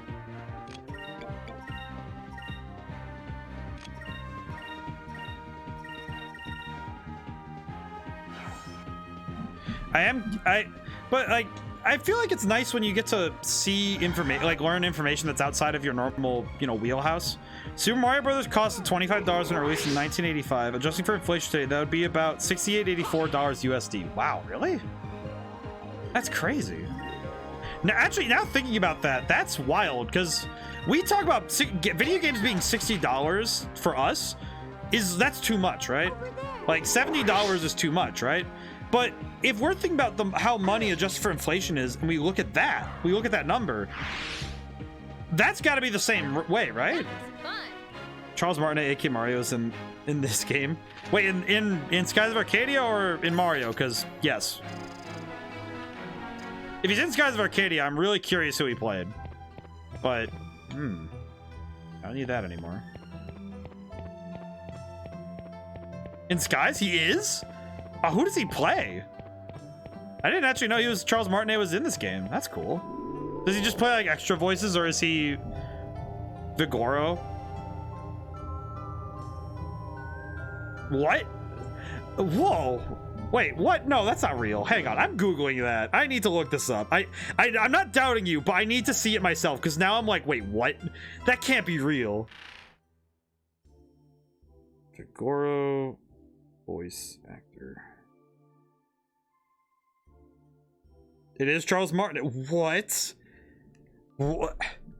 Yeah, also Drifter. Yeah, I don't get why Chris Pratt's Mario in the movie, but they did delay it for a year, so I am wondering what happened to that movie. Because that movie is an interesting place, but Timmy, I didn't know that he was Vigoro. That hit me like a brick. Really? I didn't even realize it was him. That's crazy. Like, just because, all right, so I'm thinking about the fact that that voice fooled me, right? Like, I didn't know that was him. And that legitimately fooled me. Like, I didn't know that he plays Vigoro. Man, that's weird. Wait, they cast Silence on me. Does that work on Lambda Storm? No, it does not. It does not care. It's a me, Vigoro. See, I just, it's interesting because I'm looking at Vigoro's character and the way he talks, he goes like, hey, baby. Like, that voice in Charles Martinet just, because he would have been contemporary with Mario, with, you know, Nintendo Mario 64, right? So, because those two voices would have been really close together time-wise. Because this game came out in 2003, 2004. And Mario 64 came out like 2000, like, well, it'd been a couple years. It'd been like 2000 or so, 2001, I believe. I have to double check that, but yeah.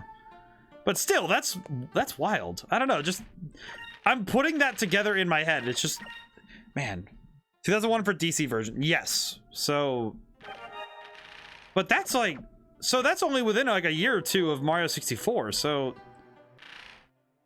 wow. I'm just thinking about that, just like, because it's not often, you know, that a voice actor fools me, right? Like, I hear their voice, I'm like, oh, that's not them, you know, like, that's, man, that Charles Martinet is very talented. Give me the thing. Excellent.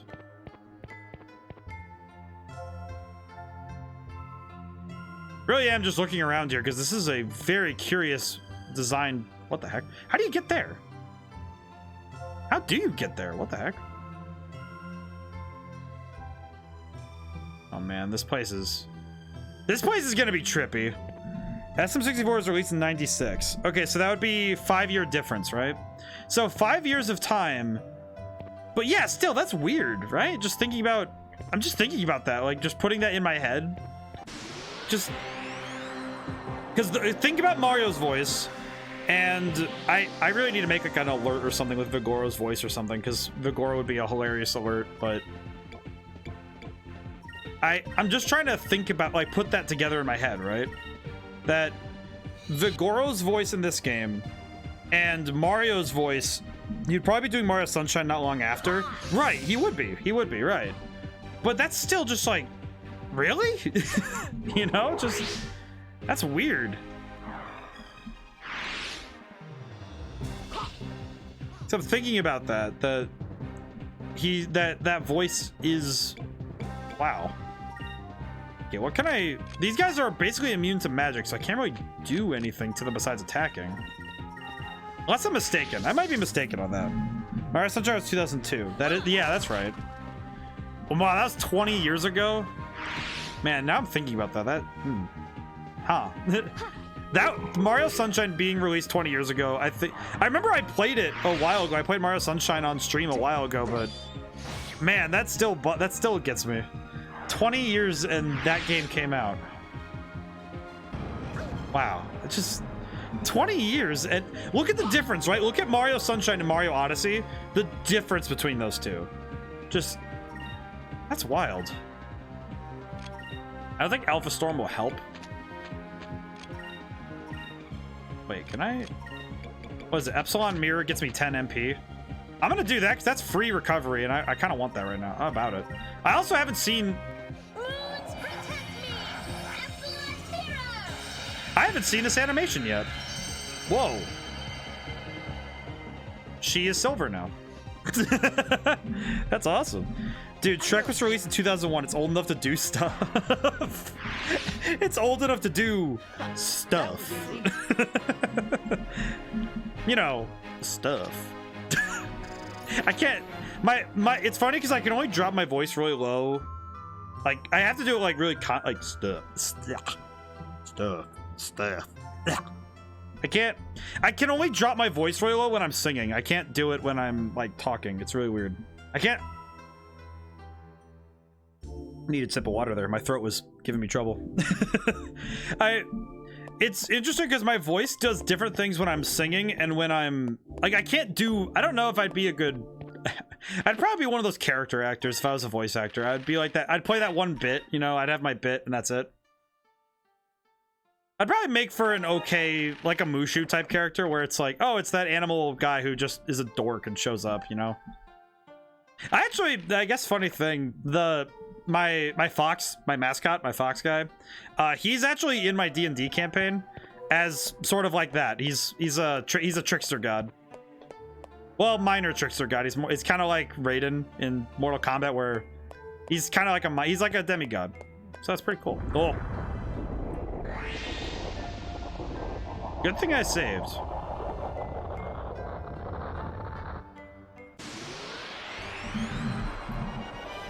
Okay, what the heck is this thing? Is it a bell? Is it a giant bell? Oh, this arena is sick looking though. And whoa. Okay, what is this thing? Okay. Wait a minute. Wait, what? Is that a dude inside of that thing? Wait a minute, hang on. All right. Vice, turn the camera up, buddy. I can't see. Help me help you figure out what we're dealing with here. Is that a dude? No, it's just a thing on its head. That's a... It looked like... I thought it was a dude. I've never played Dungeons & Dragons, but I'd try it. Yo, you gotta try it. Play weekly. I have one of the books because my friend had extra. Oh, man. Dungeons & Dragons, though, is... I feel like it's a lot of fun when you have the right group. Like, if you don't jive with your group, it can be really tough, but... Like, to get into, but I think it's a lot... It's always worth it, right? Let's see. I need to go pure damage, so... Attack. Whew. Be right back. All right, Drifter. I will hold your spot.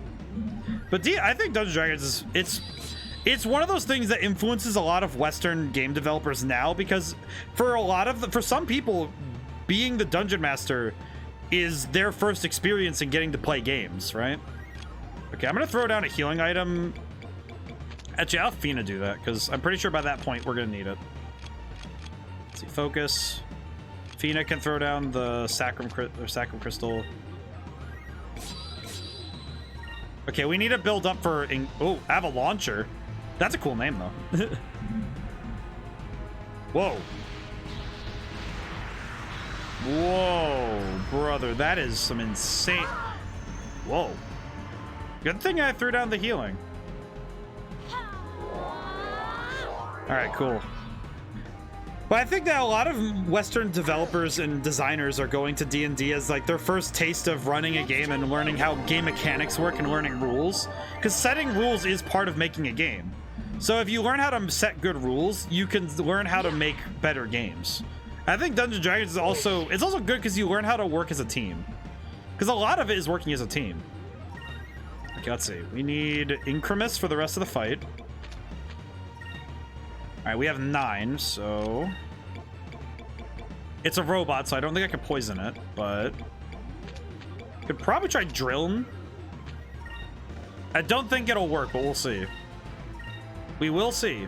Move! Give me strength! Like, I think the Morrowind devs are big Dungeon Dragon players. Like Ken Rolston. That's probably true, because a lot of Western... I will say a lot of Western develop... Oh, that just killed instantly. That is an instant kill move. I see. That's not good. Move! Give me strength! That's no good. And that's a whiff, because that didn't hit. Ah, nuts. Because a lot of Western fantasy now is kind of boiled down to what's in D&D. Because there's a lot of that lore has established what, you know, like what we're dealing with, you know, modern fantasy. Okay, I need to get... Alright, I need to get her back up. So, let's see. The Selim Crystal.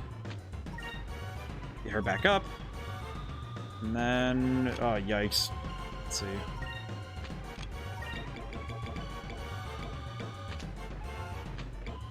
I need to think about what to do with this. This knowledge is worrying me. I don't think Silenus is going to work on this thing, so... We'll just attack. We'll keep doing damage. This is fine. We'll make it work. Yikes. Moons. Let's try this. Well, and there's a lot of the lore, like, you know, like creature designs is inspired by D&D. I think there's a lot of stuff that comes out of that came out of D&D that, like, a lot of the stereotypes we have for orcs and for various other creatures that in our fantasy, it came from D&D. And that was a lot of the 70s, so it makes a lot of sense. Okay, I need to do a lot of patchwork because this is a little rough. Oh, that went away. Oh, thank goodness. Okay. Okay, we need to, let's see. I'm gonna heal up again because I never know when they're gonna just drop a bomb on me. S move, Lunar Blessing, so we get regen. I really need to get more moonberries so Enrique has more attacks. Okay, let's see. Yeah, let's do Royal Blade. We need more damage. Okay. Do you have Pirate's Wrath? I do. I'm gonna save for it though because Let's try this. I'm looking at what we have available, and the attacks I have available. Just looking at my thinking about my strategy overhead, Timmy. I'm looking at my strategy overhead. The main concern I have right now is making sure I'm not going to get nuked every turn. So I need to make sure that my health is able to regen properly, and that I'm always keeping my health above a certain point. Because if my health ever dips below like half, this thing could probably nuke me easily. But I do have Pirate's Wrath, but I skipped over that. That's my bad. That's okay. We've seen a lot of these animations though, so I don't want to like sit too long. Okay, let's see. Pirate's Wrath would be good, but it's also I forget what damage type it is, so I don't know if it'd be great or not. I'm gonna try Skull Shield because I think that'll block the next attacks, but we'll see. I don't remember. I don't know if I forget if it blocks magic. Only the English version lets you skip S moves. Yeah, I think it's because they knew that after a certain point it would be like, yeah, you're probably gonna want to stop seeing these moves. Just because you're gonna be there for a while, like, oh geez, really? I mean, I also imagine that to some extent it's because they saw Knights of the Round Table. Hi, Games of Pizza, how's it going today? Clayton's suggestion, interesting. I do know that it might be an answer to Knights of the Round from Final Fantasy VII, because that animation is like 5 minutes or something. It's like 2 or 3 minutes of just watching dudes hit an enemy. It is an insane amount of just sitting there. How's it going today though, Games and Pizza? Let's see. I need to decide what I'm doing.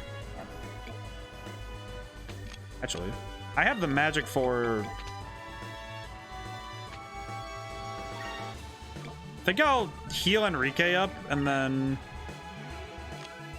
Actually, wait. I'll just use an item for that. That's silly. We'll just do that because we're going to need the health anyway. I know it. S move. Yeah, why not? If it stones them, it'll be good. Level 38, they grow up so quickly. I remember when she was a wee level 1 baby. Doing okay. I need to figure out food. I hope stream goes well. Ah, thanks, Games of Pizza. So far, it's been going pretty well. I've already beaten one boss that I think was optional, and it was a ship fight, and I just ran into it on accident, and I beat it. And this fight's not going bad. I just need to be careful.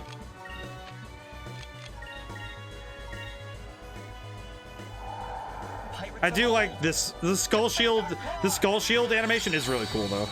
Also, this face. This person looks very French. Oh, Enrique. Wait, Games of Pizza. Have you seen Enrique? He's the Valuan Prince. He's really cool. I do really like it whenever Cupel just does his thing. Okay, is this gonna be blocked? Because Avalauncher is a big damage. Bonsoir, Tabernacle. Maybe it's the beret. Well, funny thing, he's actually, as I recall, we deduced that the Valuan Empire is based on the Spanish Empire. And French culture had a way of getting into places, so it's interesting that how often French culture just pops in. I think I saw Enrique in one stream. Yeah, it's like, he's a relatively new member of the cast, but it's really cool. But it is cool, though, because I think that they probably pulled from a lot of places for this, though. Let's see. We are doing well, though, but I don't want to be too careful. Let's see. All right, let's do an... I'm going to do an attack with everybody to get more damage down. Let's see. Because we also need more SP, so we can do some better damage. Ow.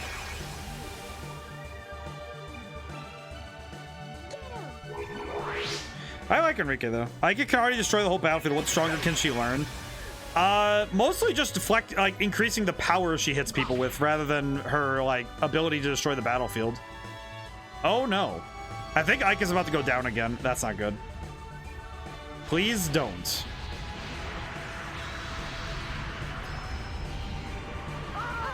Oh, never mind. She was good. Okay, never mind. Whew.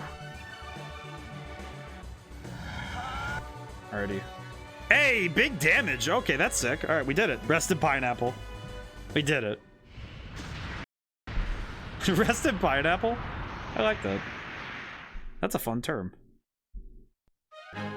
Let us pray that our next battle goes as well. Okay, Enrique's voice goes from being kind of silly to being really cool. I don't know how he keeps switching, but it's very good. Alrighty, we are very strong now. That's exceptional. And we ranked up silver, so... Oh, she learned Rosellum. Okay, cool. Wait, does that mean that... Wait, hang on. Wait a minute. Let me see your magic. Silver. Rosellum. Oh, we just have that now for 8 SP? Really? Alright, sick. Alright, well... Don't have to worry too much as long as Fina's okay, but... Still gonna worry because...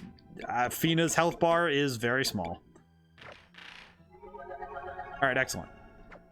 I am now going to immediately dip and go back to the save point because I am not about to let that fight go unwon. All right, cool. Good thing the save point's right here because I am going to save. Excellent. I did learn something interesting about the GameCube because I didn't realize the difference in the hardware. So the GameCube uses the ATI. Let's see, it's the ATI megahertz graphics chip, right? Enemies don't respawn. Bosses don't. That thing was a boss fight, thankfully. Thankfully not. Thankfully, if boss fights respawned like in Dark Souls, I'd be terrified. Are you kidding me? Or like, well, actually, it'd be more specifically Dark Souls 2 that because they can be respawned. Not that they do respawn, but still, that'd be scary. Wait. Oh, wait. We need to change our weapons back so we can get more stuff. Probably should work on yellow so we have more. Actually, no, silver.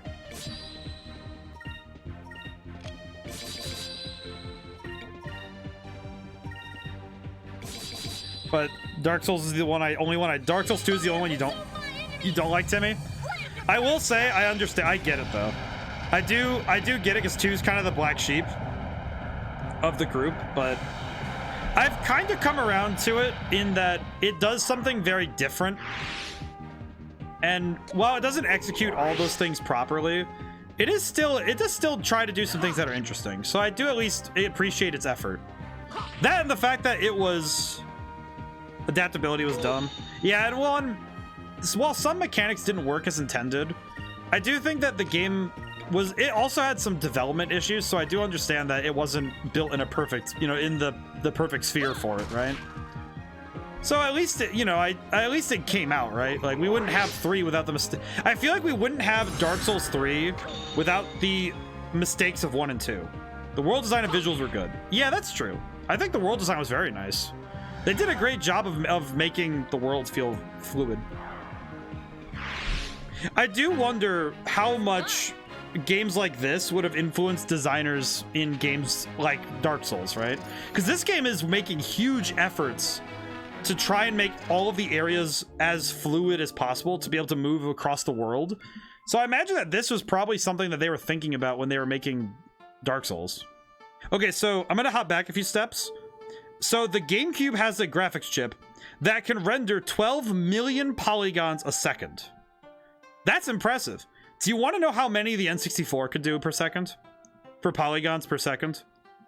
If you guys want to shoot some shots as to what you think it is, I'll give you guys a moment to like think about that, because the actual jump between the two systems is huge. Wonder where this goes. At least 5. You're not wrong. I will give you that much. You're not wrong. Where am I? Truthfully. Oh, hey, a box. Zivelin Bane, I swear, if you're here again in the same area twice, I'm gonna be upsetty. Like, understand, you're not wrong. Probably low like 100k. 12 million you said for GameCube? Yes, 12 million polygons per second. Which is nuts. It's a crazy number, right? So, funny thing, Timmy, I will say, Timmy, I'm gonna let Games and Pizza answer before though, but I want to make sure that I'm gonna look up something really quick though. Sorry.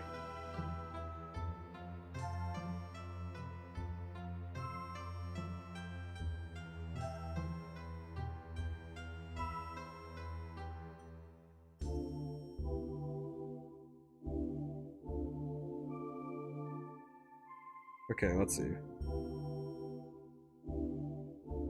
All right, so let's see.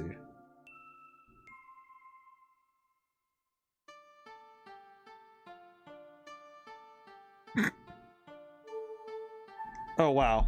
So, all right, Devil Form gets your thing. So, Games and Pizza, feeling off and I need it. All right, well, let me go through. Let me resolve in reverse. So, in the case of the N64, hi Nama, the N64 could render 150,000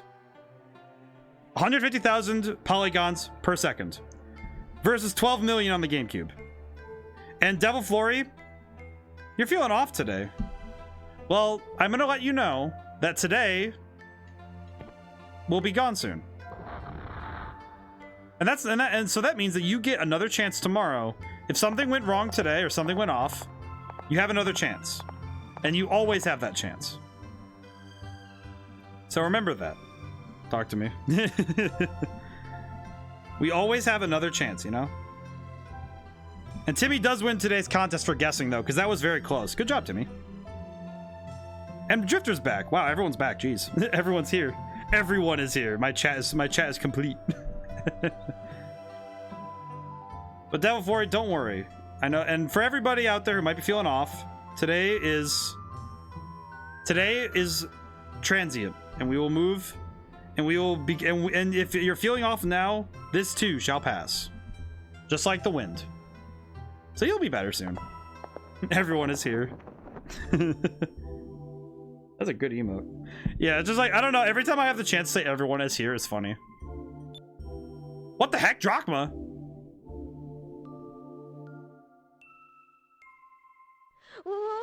Wait, what are you doing here, old man?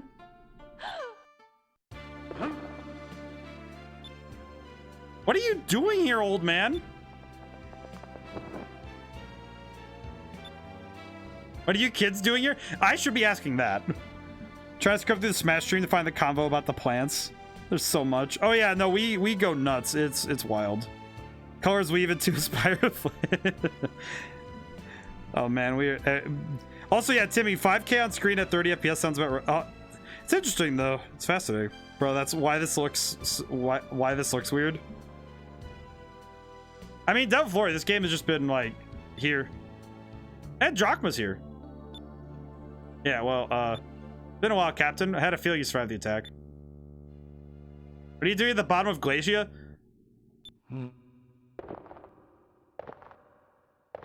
Yeah, actually, how did he get down here? Grandpa wants that. No, he doesn't. He's like, he's here to avenge his son. But what's going on here? Wait, Rocknum's here? Wow, he's just at the bottom of... Follow me.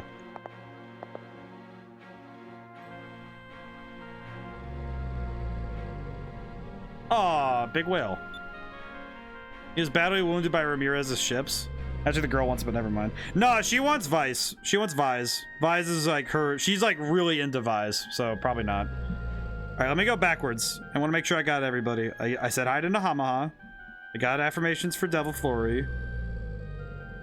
Let's try to scrub through about the plants. Yeah, the only problem, Drifter, is I didn't bring up a picture on stream. So that is also my bad. Hug said it all. Well, Devil Flory, it's also anime. Sugar cream. It's anime. She's also just being really friendly. What happened to Rocknum? He's dying. Hi, Rocknum. Big whale. Don't care.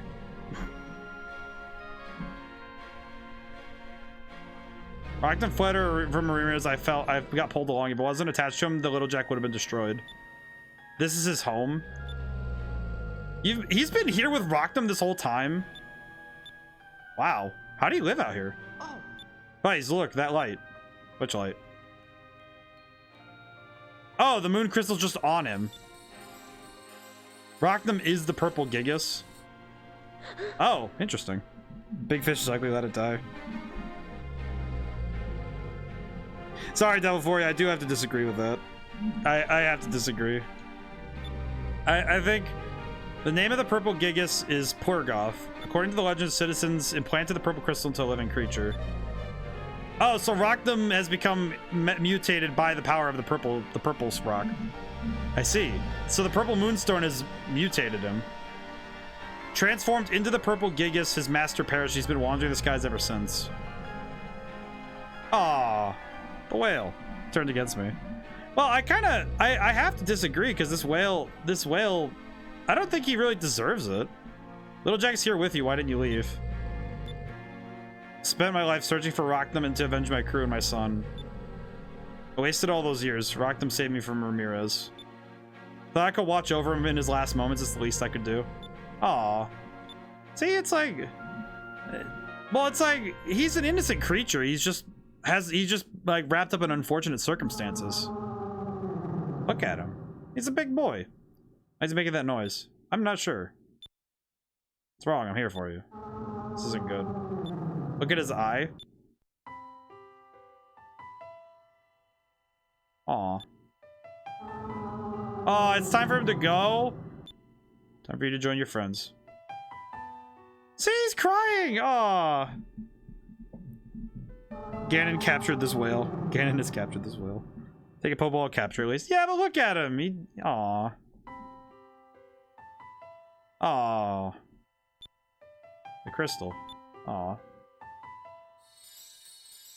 Yeah, I get the purple moonstone, but I mean, look at the whale. Like, dude, this whale, like, he does not deserve that.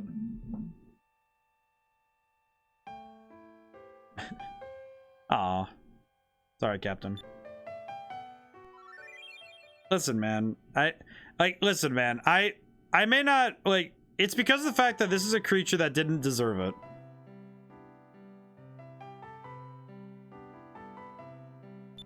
Alright, Delphor, come on.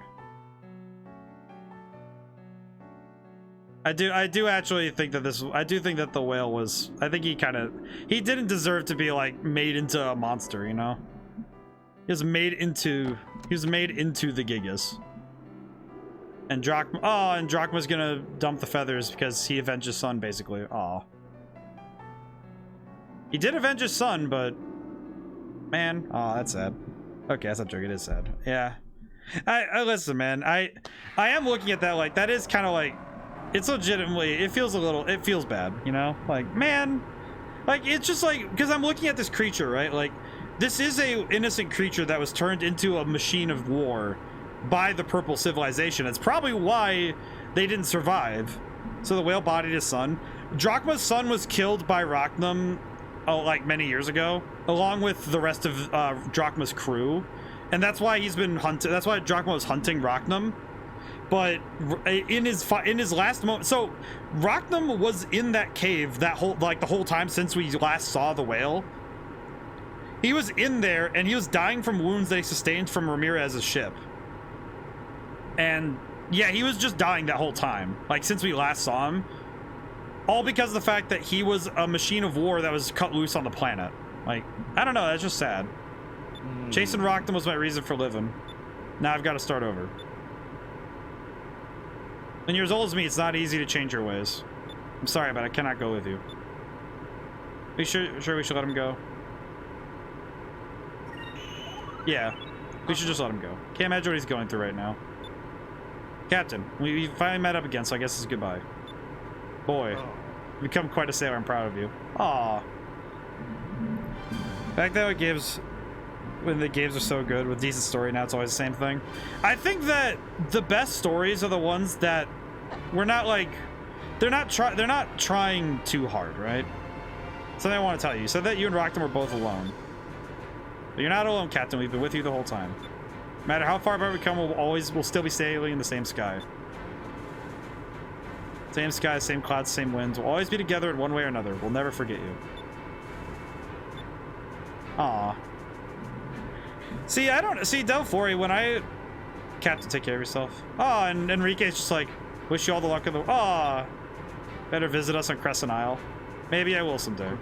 Farewell. Ah, Drachma. Back then there was passion. I think there is passion now. I think it's just that a lot of the stories that do have the passion and the love that is there, I feel like they're passed over by stories that have a larger budget in that sense, right? From what I see, right?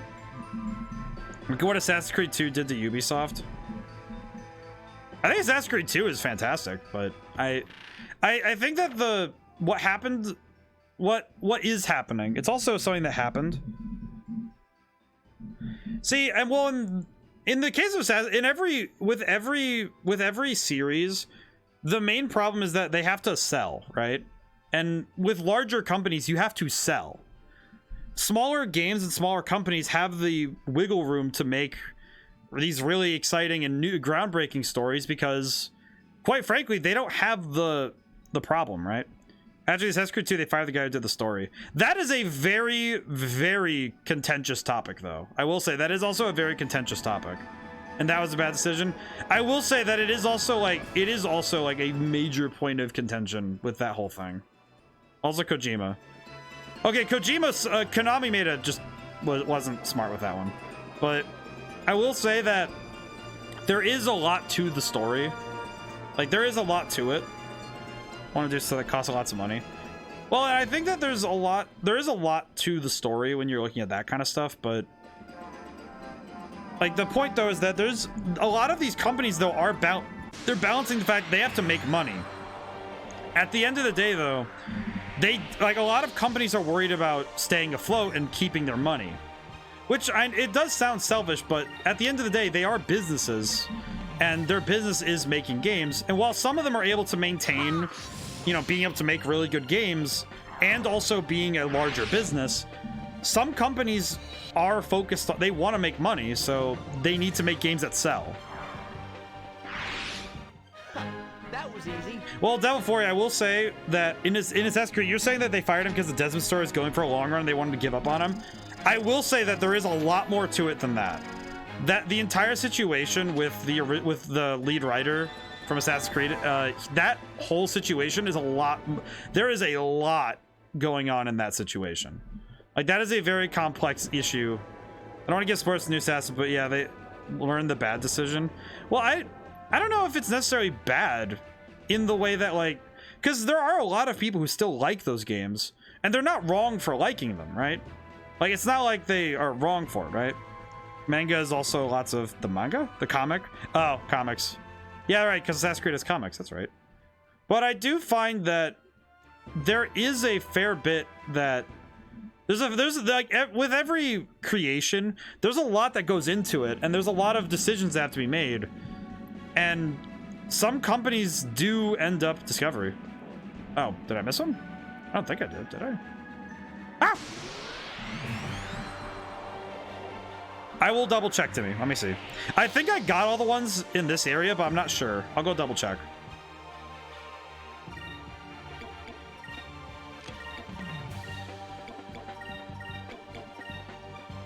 I'll double check though. Compass was turning. Ah, I see. I should have been looking for that. It's tough sometimes when my brain's like trying to see everything. Okay, Devil Flurry, I will say I set the bar too low. I will say EA is also, yeah, EA's got some weird stuff going on too. But I will say they do make some good games. Like that. The problem is that with, all right, where was this Discovery? Ah!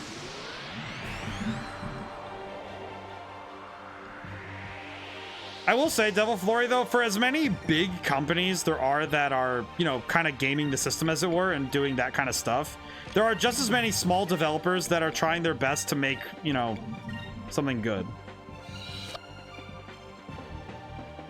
They made the same FIFA game after all these years. Finally, UEFA stopped them for the rights of the game. Interesting. I didn't know that they would stop them. Well, in sports games, they're interesting. Kinder Surprise. I do think that sports games. I don't know how much you can really iterate on a sports game anymore. Where is it? The Beak Rock. Oh, that's cool. All right, cool. I need to. All right, in that case, I need to stop somewhere. I need to stop somewhere that sells information. Pirate Isle, Shrine Island, Sailor's Island's up there. Oh, I could go back and see. I could go back and see Ma'am.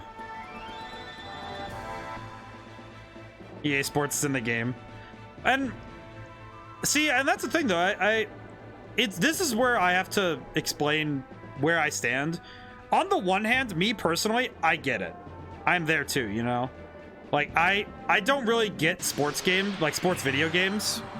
And I really like what sports video games have done to, you know, push the field for a lot of video games, right? Because there are a lot of video games that I don't think would have turned out the same if there weren't sports video games being made. But in similar way, EA is part of gaming history, whether we like it or not. History is history. We don't get to just decide which parts we like and which ones we don't.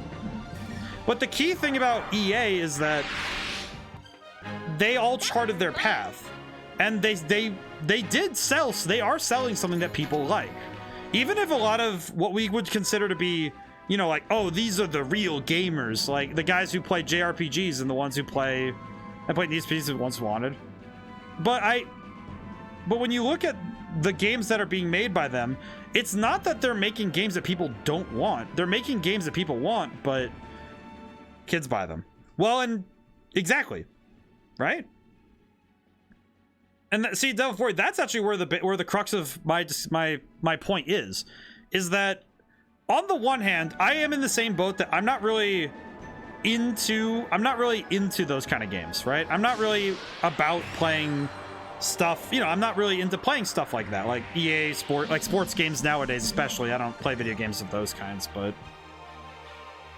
some kids really like them and people really like them. And EA sells them. Where you could buy a bundle with 0.001%. Well, see, but that's just it. It's their choice to do so, right? And it sounds like, you know, I'm not going to just... And it's because of the fact that EA is making something that sells. Is it good stuff? No. But it sells. That was easy. And because the fact that... kids buy stuff all the time. You know, that's not... And I know that it's gamble. Well, sort of gambling. Gacha is a really weird form now, because gacha games, Genshin Impact is one that I could point at very quickly for the same reasons, right? But when you're looking at stuff like that, like games like that gacha games, they are a form of gambling that's not really gambling. It's really weird. But they're not really gambling. Okay, I do want to see if anything's changed over here. Okay, so map. I keep checking the map because I haven't been here in a while. Oh my goodness. Ah! Gacha is the same, but Devil Flory, that's the thing. People like these games. A lot of people really like playing these games. And I'm not going to defend everybody's actions for liking these games, right? Like, that's not really what I'm about. But what I am about is understanding what about these games draws people in, because there are a lot of people that like these games. Well, and see, it's their decision to like it, though, to play the games, though, Devil Flory, and they're addicted. Well, That was fun. see, Devil Flory, I could also reasonably say that that's true for any game, and it's true for, like, every game has its addicts. Every game has its addiction to gambling is one. Someone spent 100K on Diablo Immortal. Yeah, but see, that's a wild story to me. But I will say that there is a lot to it, though. It's not just, oh, people are wrong for liking these things, because there's more to it. You know what I mean? I really just wanted to come back here to see Mom. I want to see Vice's mom. But that's because I'm like, man, look how cool I am. Also because it's on the way back to where we were going. Ma'am. Oh, you're home. Did you want to rest for a little while? Yes, please. Yeah, I could use a little rest. Great. I'll prepare a nice dinner and you could rest. Hey. They stopped the story of the game just for summons and some hard events. See, I understand that when money becomes involved, it is one thing, but there are a lot of people who play free to play on these games, right? And it's not like I'm going to say that, oh, you're wrong for disliking these, right? But I will say that there's more to it than that. That these gacha games, they exist because they fill a niche. Society is a lot like that. We fill a niche. And if a company can fill a niche for somebody, because let's put this into perspective. If the game really wasn't wanted, nobody would be playing it, it wouldn't matter, right? So the game does have carry weight because of the fact that people care enough to play these games. And yeah, we're all like, everybody's going to jump and judge other people because that's human nature. I think we always form snap judgments as a heuristic or a mental shortcut. And the way that the world is now is that if a game fills the niche for people that want these things, it'll be big, it'll be famous, and it'll carry itself just fine. Is everybody gonna agree with this game existing? I played DFO entirely free to play. Yeah. See, I played Dokkan entirely free to play. I do have a Genshin account. It's also free to play. I haven't really touched Genshin in a long time though, and I saw that I am not even out of the starting area. I think I was... Oh, what's that? Very high ship? Hello.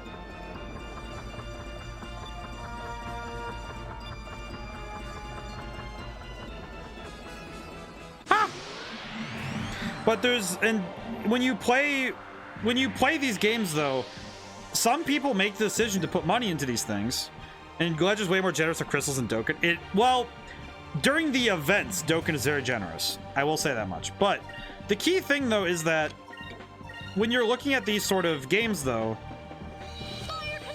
but when we look at these kind of games though, they fulfill something that people really like.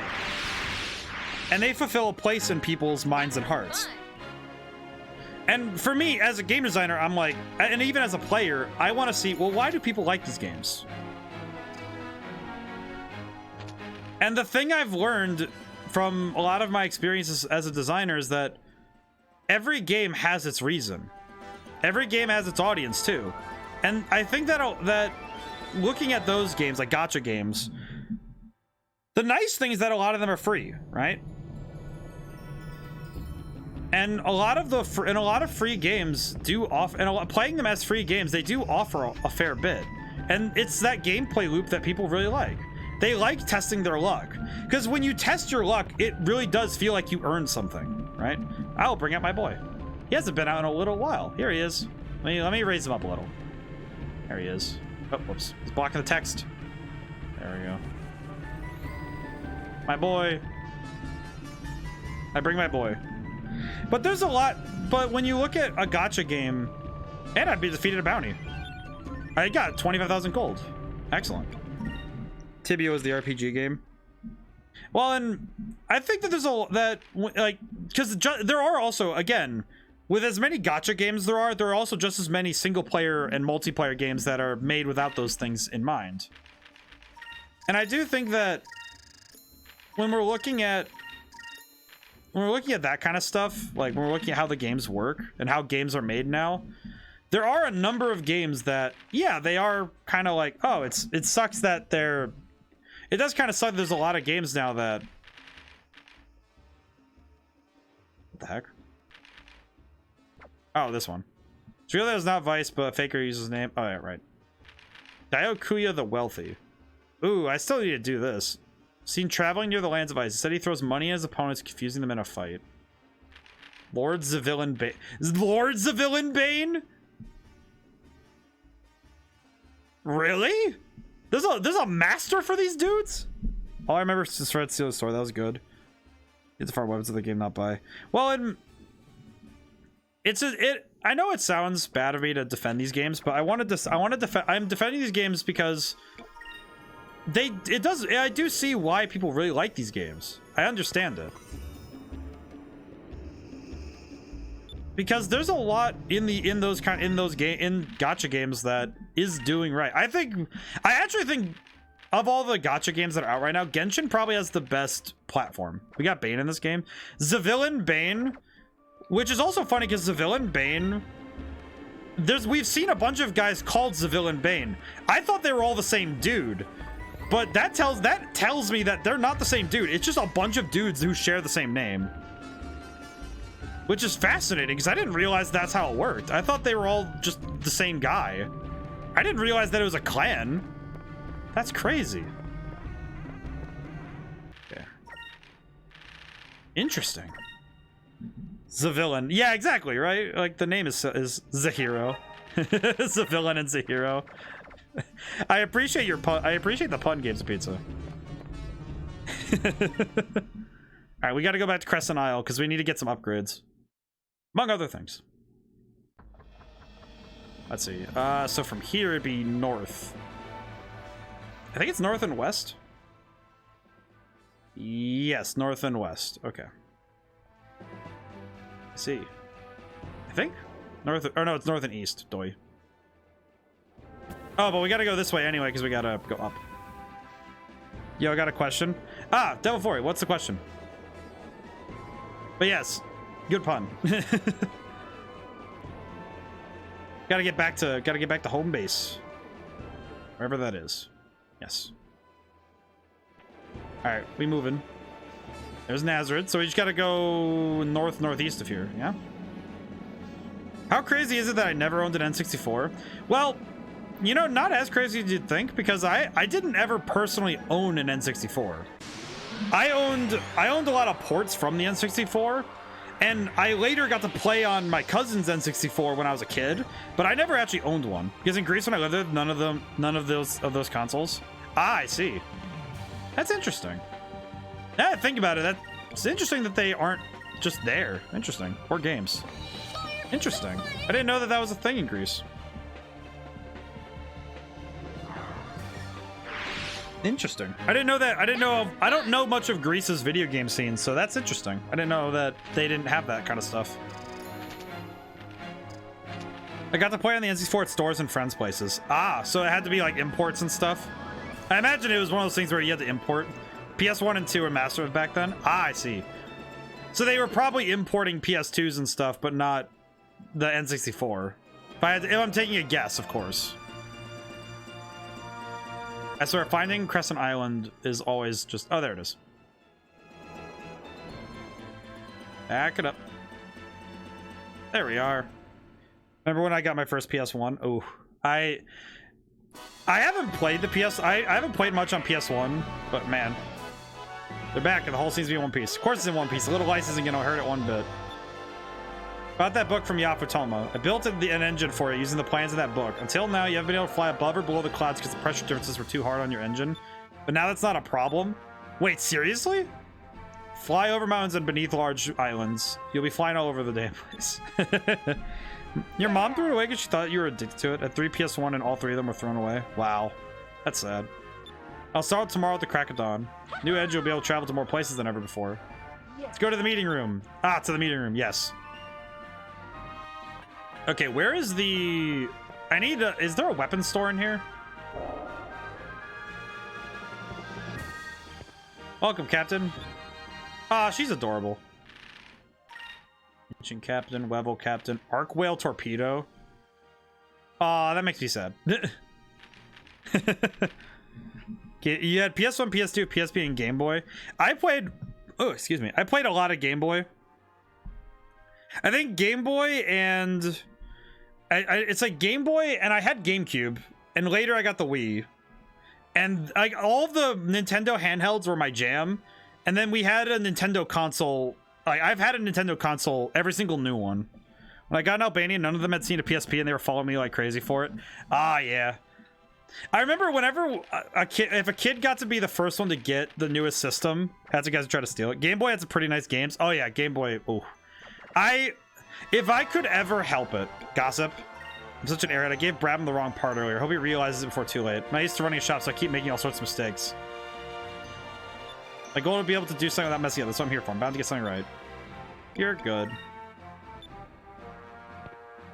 But the Pokemon Sapphire was really good though. But I feel like if I could do games, if I spent the rest of my life, her eyes went gossip. Yeah, she's adorable. Like the facial animations are adorable. Are you kidding me?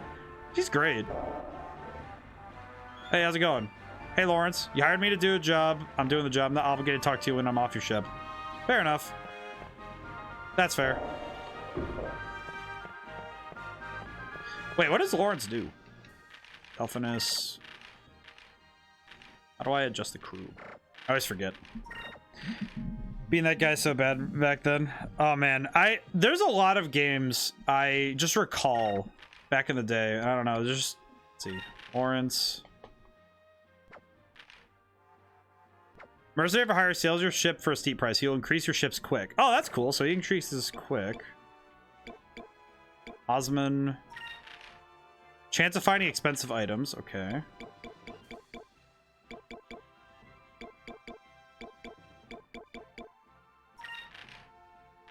Use your spirit point cost for actions for a turn. Interesting. Okay. Wow, Lawrence is so cool. You can't even see his eyes because his cool hair is covering it. Yeah, exactly, right? I have to go through chat a little bit. Jeez. Took me to the police because he got in hospital? Beating the guy so bad for it? Oh, I see. All the beating. Yeah, I still get them. I could fix one of them. Very cool. I'm trying to go back and forth through. All right, I'm also put my boy back. Ooh. But there's a. All right, I need to go back a little bit. If I could spend my entire life making games like of the RPG Maker style or like of Game Boy and DS level graphics, I'd be happy. Let's see. Nahamaha, NES, SNES, N64, Wii U, sold, Switch, Game Boy, DS, 3DS. Ooh, yeah. That's a good run of consoles though. I did have an NES, but I will confess that I remember very little of it as a kid. I remember playing some games. Nintendo Fun, I believe. I only got into other consoles as like a teenager and adult.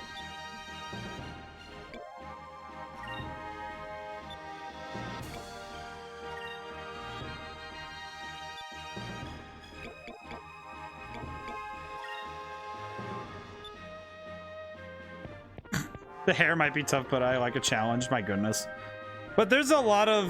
Well, I think that every console has its, has its goodness.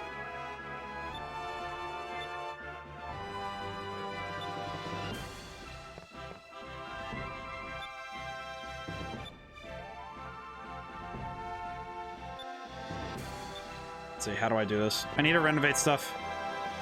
Ah! Pokemon Platinum looks so good. I really like Pokemon Platinum. That was one of my favorites. But there are a lot of games that, looking back at it, some of them are really good. All right, I see. So we have to do jobs as we can. Can I need anything remodeled? Remodel a building. Remodel the tavern. Yes. And the living quarters are remodeled. Oh man, these look nice. Look how nice this looks. This got done while we were gone. God dang. Never played it. My cousin had it and he stole my Pokemon to destroy my save file. Ah. Actually, we don't need her. We can rest later. But there's a lot of games for the DS and Game Boy that were they were so good. And it was like it's just like when they were doing stuff for the DS, right? Where they had to work through technical limitations on those too. So it was really cool that they got to, make those kind of work, Yeah, you could put the DS in there, that's right.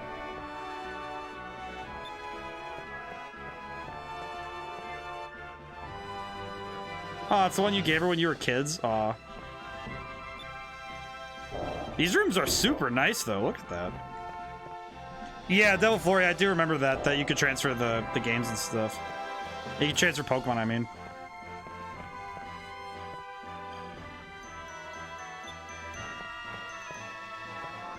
Anything else I can press A on? No. All right, let's leave. If I could spend my entire career making Game Boy and DS style type games and just make games of like, because I know the RPG Maker's not the same. Remember Game Boy Link cables for turn time? Yeah, I'll do it. See, I don't think I'd ever turn back time. I'm happy that I can, you know, play them as an adult. I'm kind of happy with that because it means that I can address them in the way that I'm accustomed. Oh, by the way, hit each other with oranges coming with blood on our faces. I will be honest, though, for you, that is a cultural thing. I do not remember hitting people with oranges as a kid. All that's left are yellow and silver. Sylvite Elders already have the silver crystal, so we only really have to worry about the yellow one. So it looks like our mission's almost finished. Wasn't the yellow crystal located in the Maw of Tardis at Invalua? We couldn't get in there because the opening is sealed.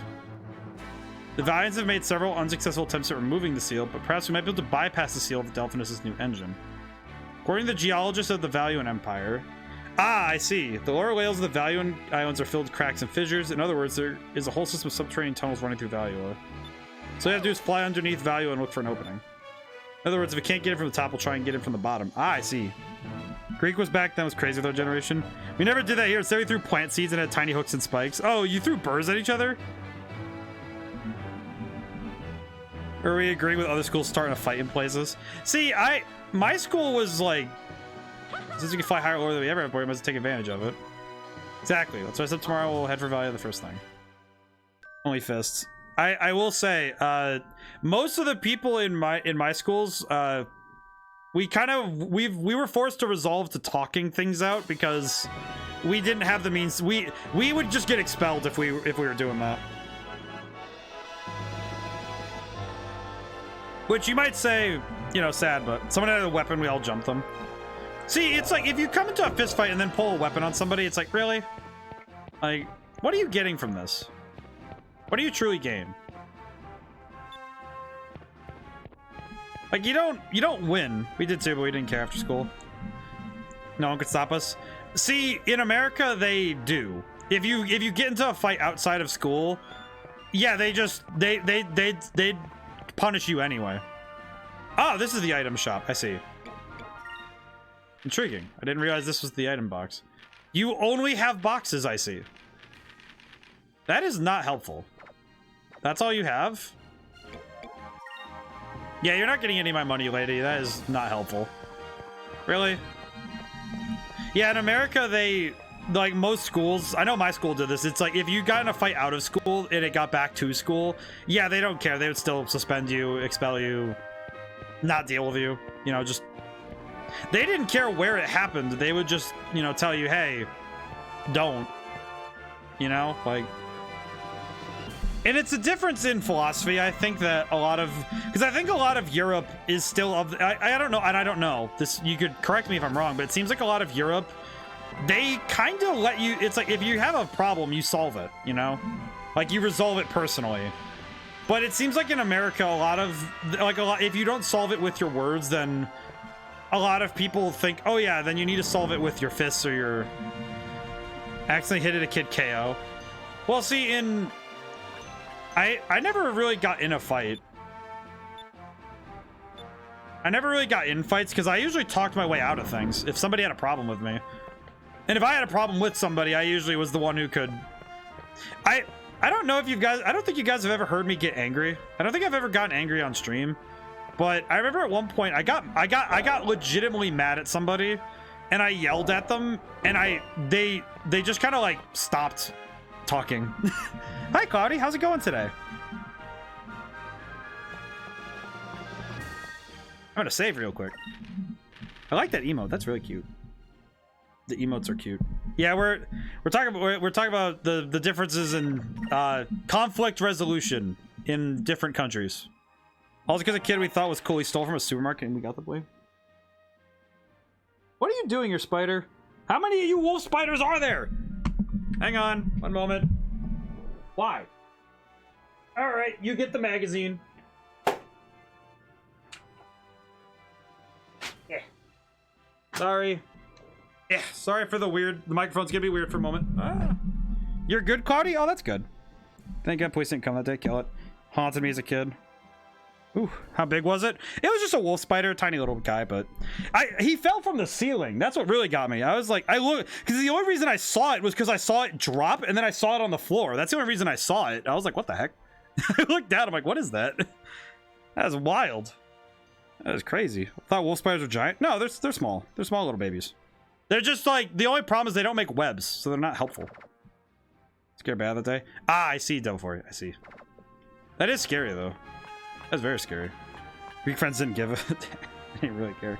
Yeah, Timmy, wolf spiders are really small, but they don't make webs, so they run around and hunt for prey. That's why they're called wolf spiders. They go and hunt. Turn to the ship.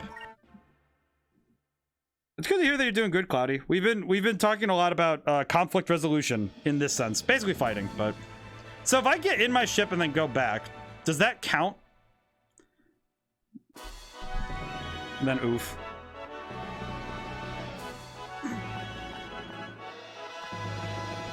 Their life experiences are very different than mine, Devil Flurry. I will confess.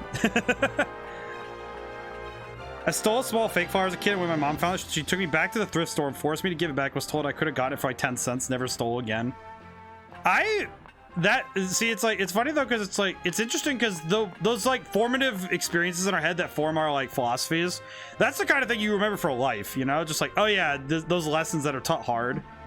I remember I was basically, I don't want to say like brainwashed. Remodel. Can I remodel? Actually, wait, no. Let me think about it. Can you build anything new? Fountain. Alright, cool. I'm gonna double check really quick and see if lady's okay. But all right, let me go back through really quick. But there's a lot of what we end up with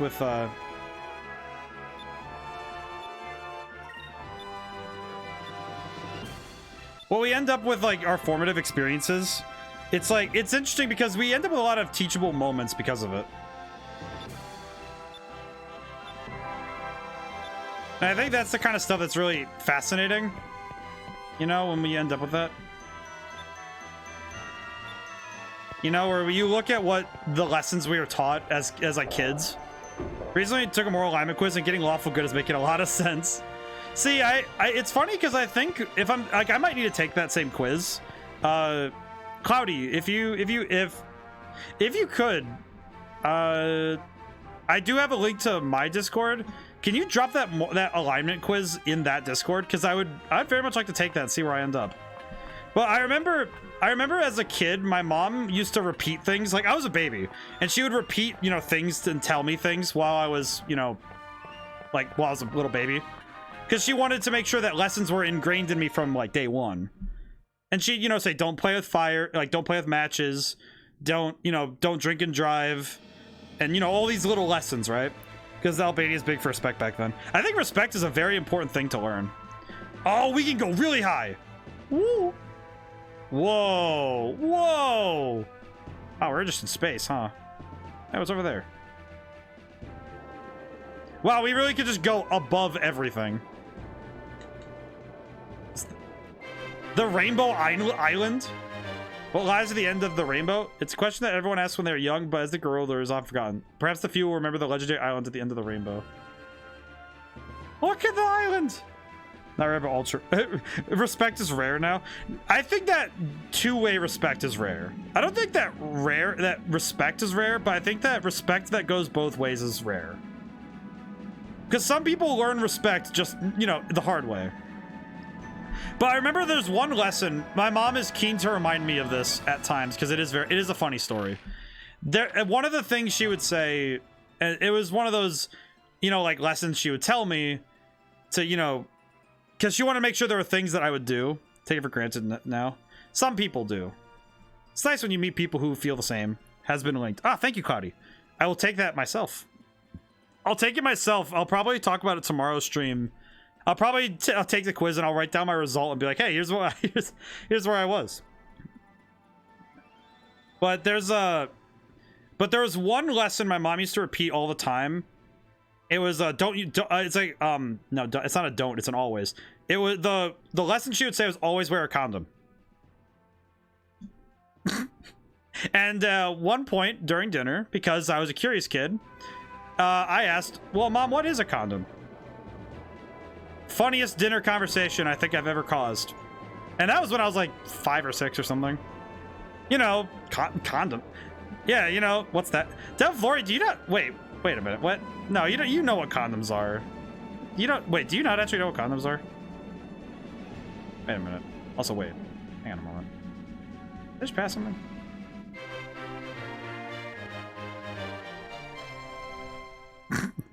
Type of candy. Devlori, I hope you're being sarcastic because, if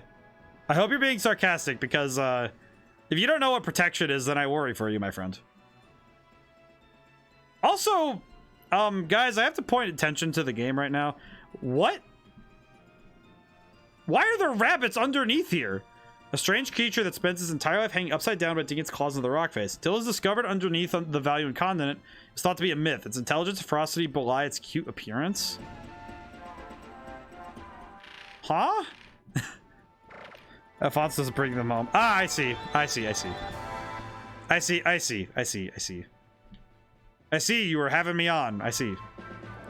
Hacker. Cloudy. That's a good heck. Ah, yes. You had me on with the meme, I see.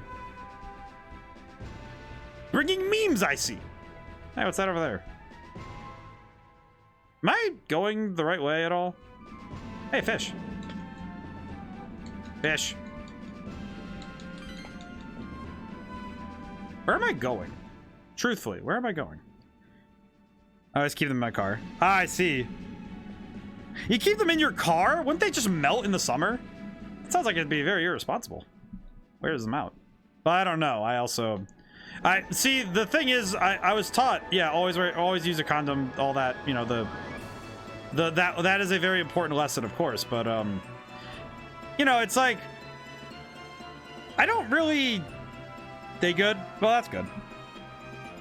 Well, it's like I don't really deal with situations like that very often, so it's kind of like I don't tend to have to worry about having a fresh supply at all times. You know, the whole computer nerd thing, you know, despite the number of push-ups I do, you know, expensive AF now. I mean, I think it's more expensive if you don't buy them, but that's just me. Definitely more expensive if you don't have them, but okay, what am I'm looking for a tunnel, but where am I looking? Grand Fortress. Where am I looking here? Can I just pop out that side? I have no idea where I'm truly going, but we'll see. More costs to you without them. Yeah, true. No, it's Devil 4. See, the key thing is that it's more expensive if you don't have them because... Oh.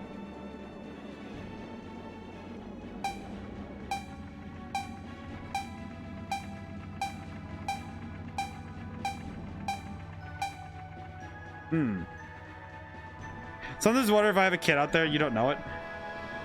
That's a bit concerning. You don't know that you have a kid somewhere? That'd be scary. Hope he's a millionaire at least. See, it's like See, to me, it's like I'm also like and it's something that's only come up in recent years, but I'm like, I will confess, I am that's Devil for it. Come on. Ah, come on, dude. But in seriousness though, it's interesting because when I look at how I've like, it is very weird for me to approach relationships now because it's like I don't really know anymore. I used to like, you know, not like practicing that, but like it's kind of like I haven't had like a romantic or any kind of relationship like that in a couple of years now. Not because like I can't, just I don't know, there's no options. Because I hold myself to like a particular standard, so it's like,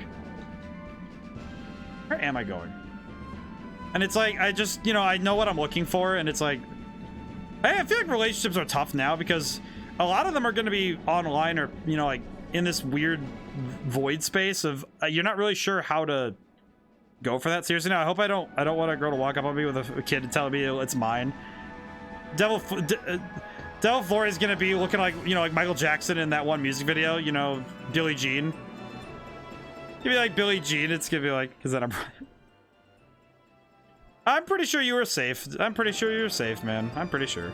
But it's like, I feel like relationships now are like, it's complex because there's that always online aspect of our lives where it's really tough now. I think that we have to, that because we're online so frequently, it's really tough to,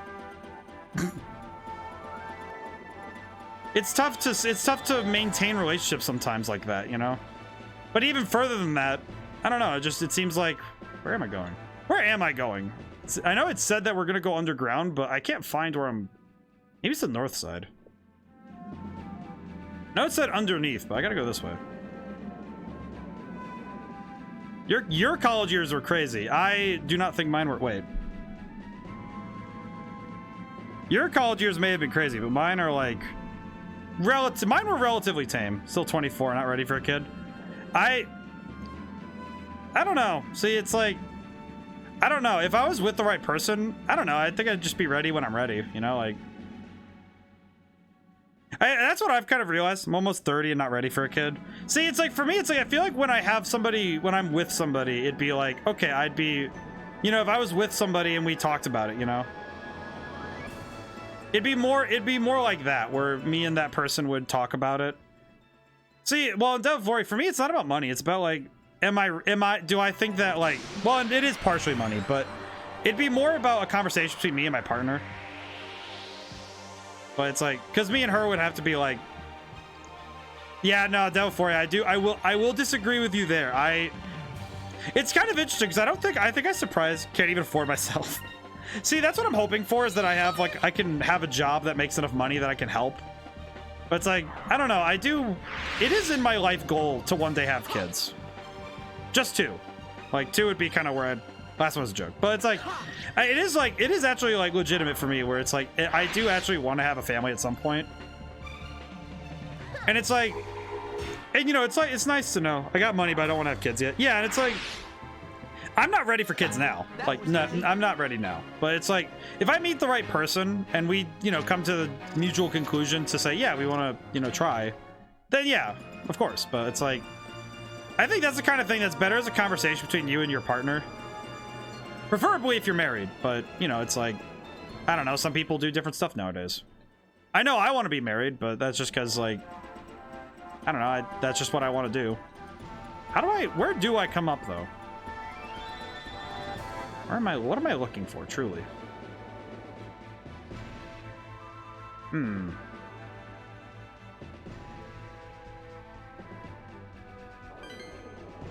Seahorse. Intriguing. Alright, what am I looking for? I'm really uncertain what I'm looking for. But I think there's a lot to it, though, and you know, it's like, just like with any of the other topics we've gone into tonight, it's like there's a lot to it when you're like making decisions like that, you know, like, oh, I want to decide to have a kid or something. Like, there's a lot to it, you know. There's like, because you know, and I remember being told like how much it is, and it's like, you know, both, you know, time and as a money thing, but it's like, that's a real commitment because you're bringing a whole human being into existence. Like, that's a commitment and a promise. And to me, that's a promise that's not broken lightly. Like, you know, if somebody were to say like, oh, I'm gonna have kids, we did this, but I don't want to stick around, I'd probably be like, you know, I would be livid. But it's like, I don't know, that's kind of stuff that's like, you really gotta, like, if you're gonna do it, it's a commitment. Which is why I think a lot of people are like, yeah, I don't want to do that. It's like, makes sense to me, I get it. I just know it's in my life goal to one day do it. It's nice though that I know, because I think that that's something that informs a lot of my decision making with that stuff. And that's like, I feel like a lot of people, like, you know, people should, you know, think about that, you know, that, oh, this is a decision I'm gonna have to make, and I should, you know, genuinely think about it before I do it. All right, let's see. I did get some new equipment, but I haven't actually looked at it yet. Let's see. Revered voice. Boost defense and magic defense, especially against purple magic. Interesting. Counter bracer. Interesting. Okay. But there's but with kids though, I think it is like it's a big commitment. I don't hold people accountable for not wanting to get into that. I was like, that's a lot. Okay, is there a particular area I'm looking for down here, or am I going crazy? Maybe I'm looking for something I can't really see.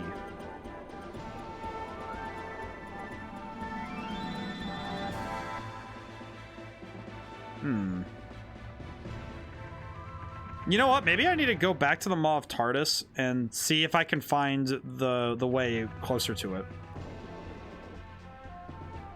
Man,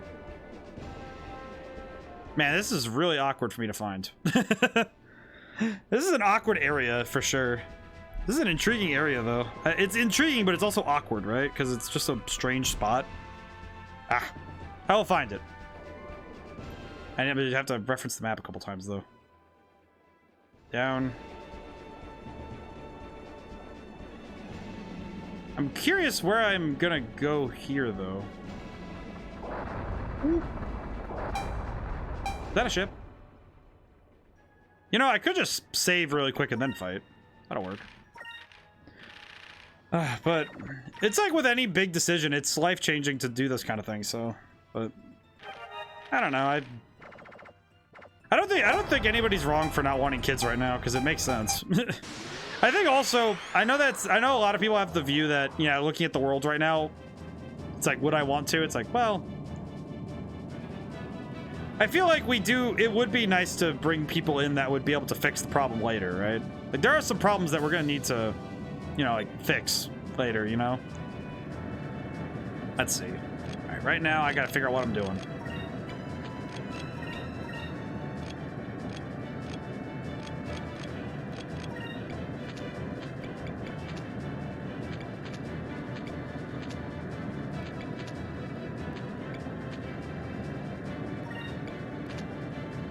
Let's see. I need to think about this. I need to think for a moment. What am I looking at here?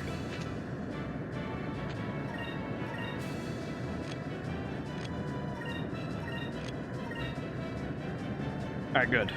We got it. I love these ship battles, though, so I want to do more of these, because these are fun. Oh, I need to stretch my neck and shoulders, too. Jeez. Ow. Ugh. Get stretched while we watch this. Okay, man, I gotta leave for work now. Alright, man, hey, have a good time. Try to have a good day at work, and take it easy when you get done. It's a good night. Be safe, man. Of course, man. You too. All right. See ya.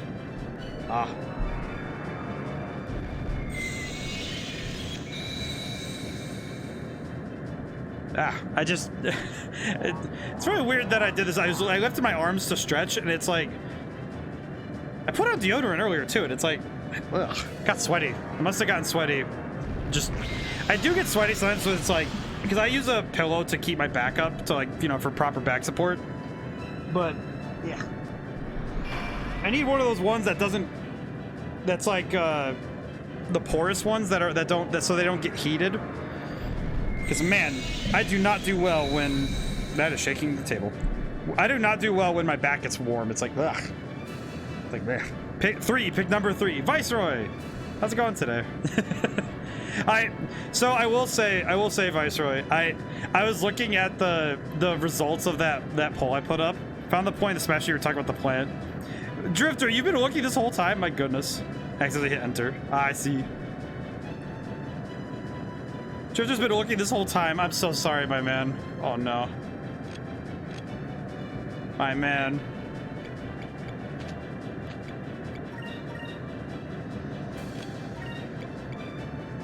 I don't know what is that ship made of? Color is the ship. Oh man, it's funny that the piranha plant was the thing that triggered the search. I see. Oh, you know what? Yeah, you know what? I remember that now. What were you saying? The banner poll I put up, like basically I asked everybody about the banner. I will say, it was kind of like, it was this like moment of like, yes, because I made the 1 and 2. And it was just really funny because 3 is the one that I did commission an artist for that one, and I've been slowly trying to move to a different art style, like more of like a pixelated arcadey type of thing. But it was just really funny because I'm like, all right, what do you guys think about these? It's like 3 has more effort put in, and I'm like, I was just kind of sitting there like, you know what, you are right, but also tells me I need to work on my art some though. Yeah, Drifter, I'm thinking about it now. Yeah, it was Piranha Plant that triggered that. Let's see.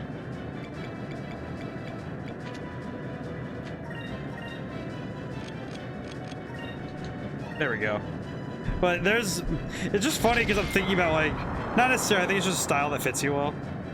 It is a good style though. I think it's like, I do want to try and change my, I do want to slowly move, start changing things regularly. So it's like, oh, there's some evolution to it. But it's also like, you know what? I might just leave it. Might just leave it for now. Maybe later in the future, I'll have something made again. Tough thing is money. You know, it's like, oh, if I want to find like an artist who specializes in doing pixel art, it's like, I gotta I kind of have to wait. I have to wait on that. But it'd be nice though. You know, just something nice for another time. But I like it though. I do like the old the current banner. It's just one of those things where it's like, maybe I should change it now and then. You know, something to, adjust it. I did have somebody, this was funny, for everybody here, I want to tell the story again because I thought it was really funny.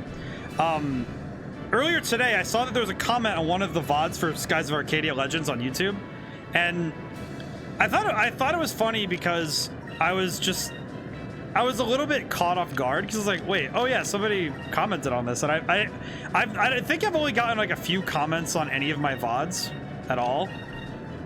Maybe if there was more of a border around the first 2, you were going for more of a pixel art thing, maybe something like the pipes or blocks from Mario, you know what I mean? Some sort of tile. Oh, that's a good point, actually. Let me try that again. Let me try that.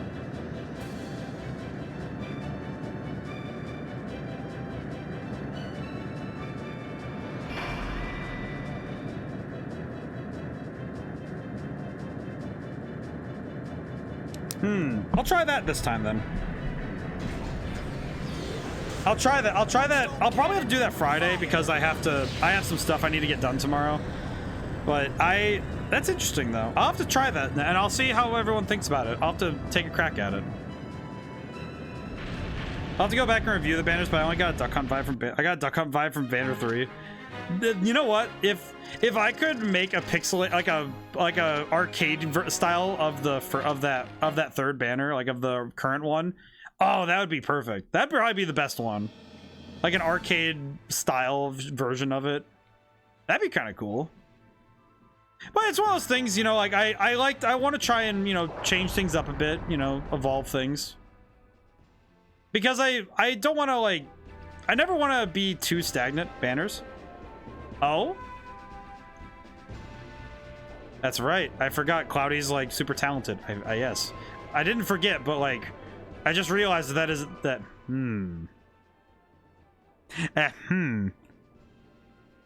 Yes, but Cloudy's also super cool, awesome artist. So I'm like, Yeah, banners. We're pulling Gotcha from Genshin Impact. Also, funny thing. Yeah, speaking of Genshin, by the way, I reloaded my Genshin recently. Yeah, that is very old. Oh man, me hoping to get Zhongli. Funny thing about Genshin, just as a little aside for this, I checked my Genshin to see where I'm at, to see if if I could catch up with you guys with the current game. So do you guys want to take a guess what my level in my character, my account profile level is? It is level 8. So yeah, kind of behind, of course, but I was looking at that over 9,000. Oh baby, yeah, I was looking at that and just thinking, yeah, I realized in that moment that I'm probably not going to catch up playing Genshin at all. I was looking at that like, wow. And I still had, I know that, and for any Genshin players, this will be like, oh yeah, 18 is when co-op opens. Oh yeah, so. But the funniest thing to me about, that as a thing is also the fact that, Just like thinking about that, it was a good thought. Well, and it's like looking at where I am in Genshin, it's just really funny to me because it's like, yeah, I'm looking at all these people playing the like current stuff going on in the game. All right, maybe if I go down here, maybe it's down here. Down we go.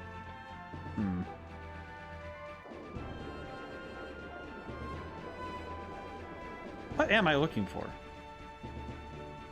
You know, those value and geologists are kind of wrong. I don't know where this tunnel is. Where am I? Okay, I might need to look something up. 25k channel points is not that far away. We get to just have to play to catch up. Oh my goodness, Viceroy. Oh no. I will be needing to figure out something for my stream setup. I am going to be lost. I'll need to figure that out though. I haven't actually, like, with the exception of playing my own game on stream, I'll probably need to figure out something for that. I'm not sure how I'm going to do that. I'll have to figure that out. Might need to run some tests. Of course, it'll be perfect. It will be. Because I will figure it out. Okay, I am gonna really quickly. I don't know where I'm going. I need to find something. You got everything to do basically in Genshin. I mean, that's kind of the nice thing is that I have basically a fresh profile, so I have a lot of stuff I can do.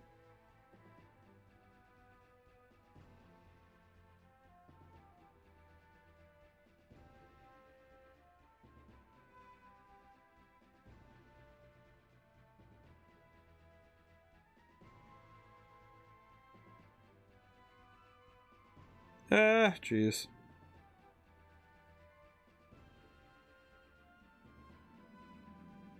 So that does mean though that with a fresh profile, I'm trying to figure this out. I'm gonna look something up real quick, but with a fresh file, that would mean that I'd get to show people the experience of somebody who doesn't know what they're doing in Genshin, which would be kind of a nice approach.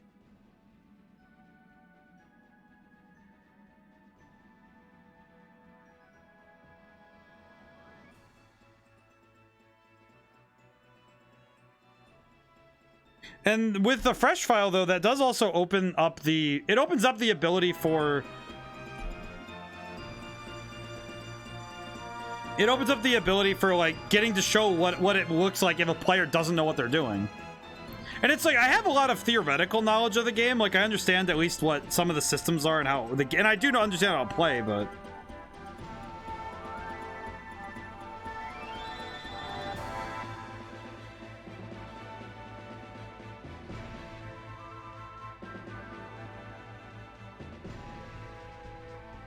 I see. Can't say I've ever watched Genshin. It's interesting because I feel like Genshin... Alright, so I did figure out where I'm going. It's just very weird. Okay, let me go to the east side because it's... I looked up something that says east side. And I watched Genshin because another streamer there's a streamer I like popping in now and then. Along with Cloudy, of course. I also like to work on Cloudy's streams. Very fun. Very nice. I also pop in on a streamer named Dash Mako. He's Japanese Filipino. He's very cool. Very and it's very nice because I talk game design with him sometimes. The Genshin knockoff that just came out interests me a bit because it's character creation. I will say, Timmy, I actually did watch another streamer play Towers of Fantasy, and it's interesting because that is actually very different. Higher level Genshin is a lot of character switching, unless you have Ganyu, in which case you mostly use Ganyu. I would just use Ganyu because I think she's one of my favorite designs. She's very nice. Very cool looking. Let's see. What am I looking for? So it says here, east side of the valley, under the east, upside down canyon, under the east side of the valley on continent. Once you see it, you should recognize it, follow to its north end. I was just starting Zenless Zone 0 when you started. That's the upcoming game from Hoyo. Oh, that's right. I could do that. I think it would be nice for a Sunday stream if I did Genshin, though. I feel like a Sunday stream where it's like, oh, I'm not gonna like commit super hard. It'd be more like, oh, play the game, see if I can, see how I feel about it now. But I do like, it's interesting because Genshin is focused more on character switching, but Towers of Fantasy is on weapon switching, which it doesn't seem like a big difference, but it's a lot more different than possible. Ganyu's having a rerun later this month you want to try for. I might. Let's see, where am I looking for? It says east side, upside down canyon. Go closer to the bottom here. But there's a lot of, I think that Hoyo versus games are very cool, so I think it's interesting to look at, you know, to see how they handle things. Also, I understand that, like, you know, like the graphics are very anime, but it is a very pretty game. Like, if you like just watch it, it's very pretty. Will you be trying Zenless Zone Zero? You know what though, Drifter, I might try that myself though, because that, either way, I might try that myself because it is really cool looking. Yeah. This is a very weird place to find. I've not seen anything on that. Ah, Cloudy. It was announced yesterday at Opening Night Live for Gamescom. They showed off that they're making a game. It's the same art style as Genshin, but it seems to be a more science, like, space one. Ah, Viceroy, yes. I will, let me honor you in a moment. Let me see. Let me see if I can figure out where I'm going. Here it is. I see. This is where it must be. So game update. I am currently working on notifying how things are going. Yes. So I am, I see. So, in terms of the game, I got a fair bit of work done this week and this month. I did slow down considerably though, and that's just because August I just have been hitting a wall. But this week though, I did the layout for it'd be the second major area when you're in the main town, after you reach the main town. The second major area, I did the layout of the second half of the layout of the city. The next part I have to do from there is the layout of the castle, which is going to be pain, but it'll be done.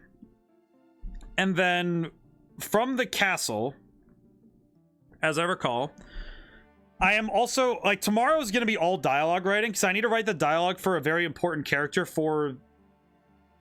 Okay, I will tip my hand on this because I feel like it's gonna become, this is something that's gonna be common knowledge, like within like a few days of the game being out, if you know, if like more than 10 people play it. Sorry, that's the self-doubt talking. Let me get it out of my system. Anxiety. But anyway, so if, like, I'm pretty sure people will find this really quickly. There are multiple endings in the game, much like your Souls-likes and your Soulsborns, multiple endings. I'm gonna say canonical ending is there's a fair bit of dialogue I have to write for it and code that I have to do for it, but once that code is set in place and the optional stuff is done, like to do that ending, it's done. Like, I don't have to touch it anymore code wise until the end of the game and you do that stuff. So I have to do that section because it's chronologically how it works is like the way that you can do it is it kind of creates, it's like the way you can do it, it's chronologically placed between the first two major areas. If you do everything in a chronological order that I created. Of course, if you want to brute force it, you can go and do that stuff before you even leave the town. But I don't think you can. Of course, solid maybe, because somebody will prove me wrong. I also wrote I showed this last week. I did write music for the game again, which, yeah, that music, very good, very good. I'm very happy with it. I might spend some time after, because what I like doing is having the bosses mechanically done first, but there is one boss whose music I already have in mind what I want to write for it. So this is gonna sound weird. So you're saying we could run straight to Ganon's castle?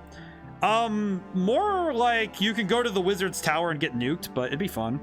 Oh, after drift, Google it, probably not. All in on Genshin, gonna limit my gachas. You know what? That's a fair point, Claudia, that it's like, because if you look at how that stuff works, it is like, yeah, you could end up with like, having a lot of gachas can be really painful. Unless you play free to play on some. I think it'd be nice to start one fresh. Also, this cave looking like a mouth is really scary. I'm not gonna lie. That's scary. Ah, good thing I saved. But I have a song in mind, so I'm gonna tip my hand on this one a bit. I might be doing a remix of one of my own songs that's already out, as in I wrote it as an album first. I have a friend who plays 4 gachas: Fire Emblem, Dissidia, Pokemon Masters, and Genshin. Oh, see, I have Fire Emblem on my phone because I don't even play it anymore. I just don't want to delete my save file because I got some characters I like. But playing all 4 of those, oh, that sounds like a lot. I play Dokkan and I play that free to play, but that's just because I do that. But oh geez, that's a lot of gachas, especially if you're putting money in too. That's a lot. Like geez, but there is a song. I might have to point you guys to it because I'm proud of it. It's my favorite song of the album. On my music, on the music I've written, in the third album I did, Pokemon Masters is a strictly free to play one. Prices to buy are horrendous. I see. That's very good. I see. The only free to play game I'm investing time in is Sky Children of the Light, the newest game from that game company. They made Journey. It's really chill. It's not a gacha, but it's still a daily grind. That sounds nice. I should try that sometime. We did pause for a moment just so we could talk, but it's like, yeah, that is nice though. I need to look into that. I like looking into gacha games just because it's like, and like free to play, like, you know, daily games like that, because they are nice. They have interesting things going on. They are very cool, and I think that they offer something unique to gaming that I do want to explore and understand. But yeah, it's on iOS, Android, and Switch. Ooh, write that down. Sky. Let's see, Sky Children of the Light. I'm gonna make sure I have that written down.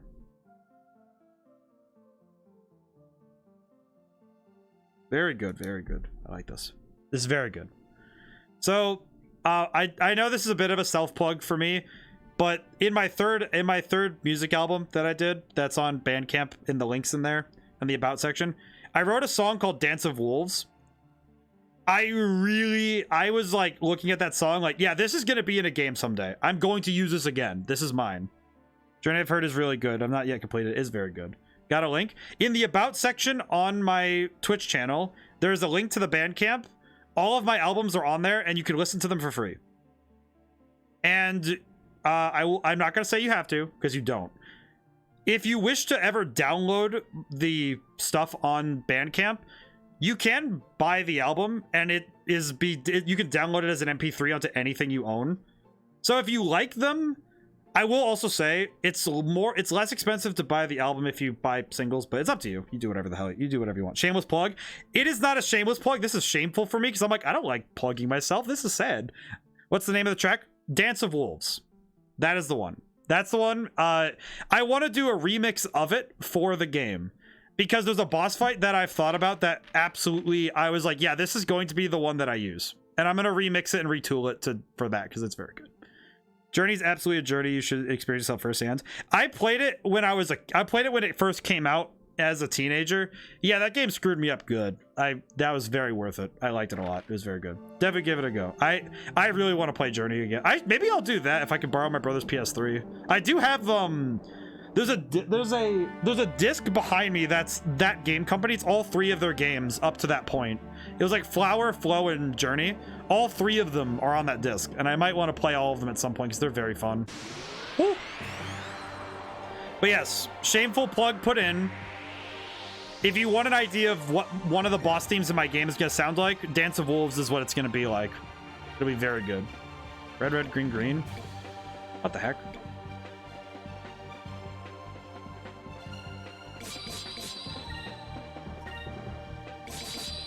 I'll do Lambda Burst anyway because I have no self-control.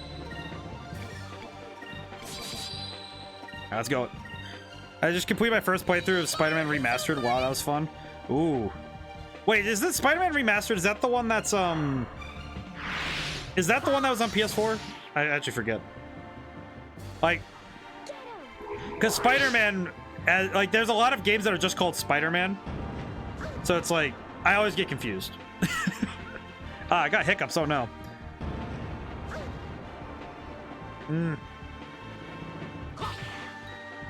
Yeah, it was. I see. You know what's funny is I only got to see that game like as a tertiary thing because I got to see it through my friend who had a PS4, or he has a PS4. So it's like I never really got to play it myself. I definitely should though because it looks really good. I did play. I saw the beginning of it. Remastered on PS5. I really like it. It's like I like the games. I just am absolutely bad about playing stuff on PlayStation, and that's mostly because I don't own a PlayStation. I own a Xbox One, and I plan at some point on getting a Series X, but I don't really plan on getting a PS4 or a PS5. Give me strength. Unless I find one for cheap, but I don't know. And it's mostly because I think I've talked about it a few times. Also came out on PC. I probably should just play it on PC if I'm going to. I don't know. I'm weird about games on PC. It's like I always forget to play them. I have a couple games on PC I just don't play because I keep forgetting I have them. It's really bad of me.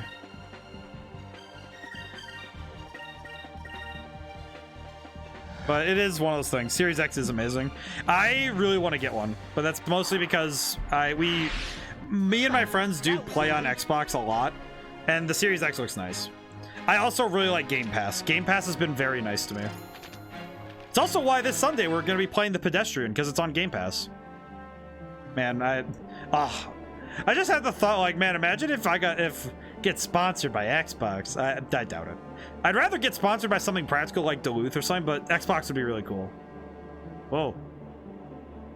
I don't know why. I just had this really goofy thought of emailing Duluth Trading Company. Just like, hey, can I get sponsored? And it's funny because all I would like, the thing in my head is like, all I want to do is ask them for like 3 pairs of pants in my size, like the fire hose pants they make, because I really like Duluth clothing, like their pants. Those cargo pants have been basically my life for the last couple of years.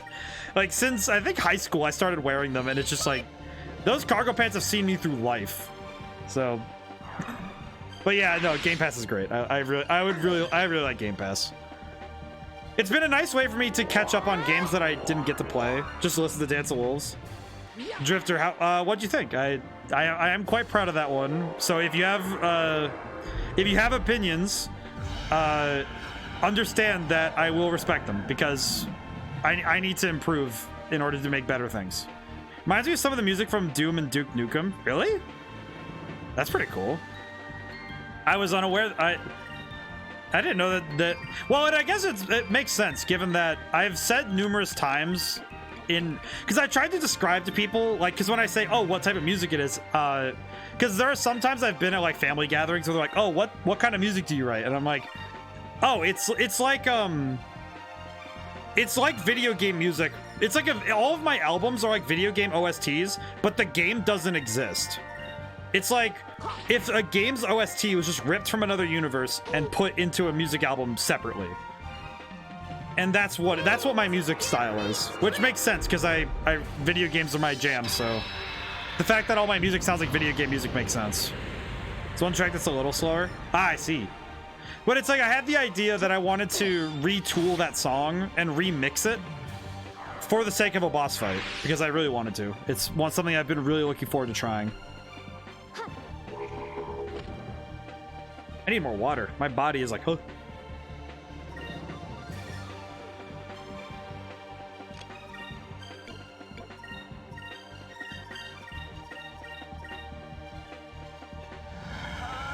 But there's a lot of my music, it fits in there where it is basically video game music, but it lacks a game to go with.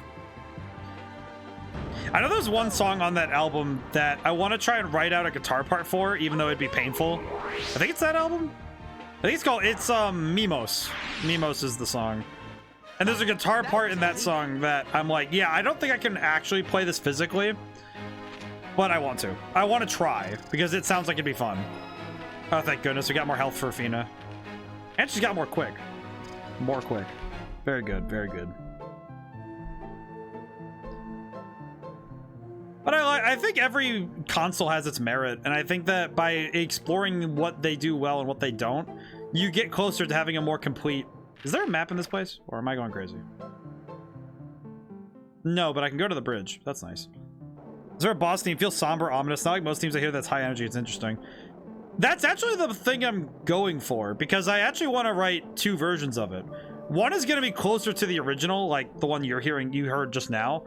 And the other version is going to be faster. Depending on... And this is going to be one of those few things where the game's like... Because it's going to be one of the few bosses where the ending you're going for changes the song. If you're going for the canonical ending, the original version is going to be what you're hearing. I will not say more as to why, but that is actually going to be what happens.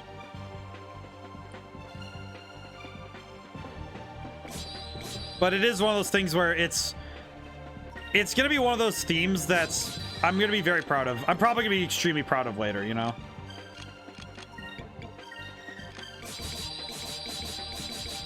Dang it.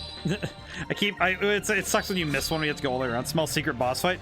Actually, the secret boss fight is going to be actually, I don't know if it's a secret. I just like it's a secret because you won't know where it is, but you'll know that it's there. There is gonna be a secret boss fight against knockoff Ghidorah, like King Ghidorah, like Godzilla Ghidorah. That does exist, but you know, this one's actually going. The ending one is actually going to be. It's a required fight, but the music changes because the dialogue is going to be wholly different based on where you on which, depending on which ending you're going for. It actually does change whether or not how the scene plays out for various reasons.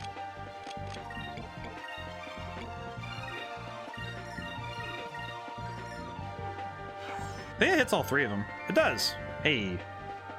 I actually am going to include a number of secret boss fights and like optional fights because I know that people really like exploring RPGs and stuff, so I wanted to include incentive for exploring and rewards for doing so, so I wanted to include bosses. And also, I will say this outright because it's going to be something that I know people are going to be like on. Every single boss fight has the potential to drop a weapon or an armor or both. Most of them it's just a weapon, but every boss fight in my game is going to have the potential for that, which for some people might mean that yeah, they're going to be like, they might be doing like what my playtester, my friend who playtests for me, he actually does not, I'm not kidding, he will save in front of a boss fight and then proceed to replay that boss fight over and over and over again until he gets the drop weapon. And he's done that every time he's played the game. It is some of the most insane, like, drive I've seen to see the drop rates. Is it a random chance or will drive you beat it in a certain fashion? It is a random chance, but I am trying to make it so that the chance of you getting it is not, like, astronomically low. Basically, I think the lowest it goes is a 1 in 10, I think. It's what it goes down to, I think. It's not like super low chance like you'll never get it, but it is like, yeah, it's not going to be like, you know, you're guaranteed it. Lamau, you must not have seen Pokemon Shiny Hunters. No, see, that's the thing. There is one drop in the game that is like below a 1 in 10. And the reason I made it less than that is because it's a stat boosting item. And if you get it, you get a one-time stat boost if you get this item, right? Which is very helpful. It's very cool that you can get that. However, there is a chance, and this is something I'm pretty sure if somebody got obsessed with this game and started streaming it, I'd be scared to see. There is one boss fight where there are 3 items it can drop that are stat boosters.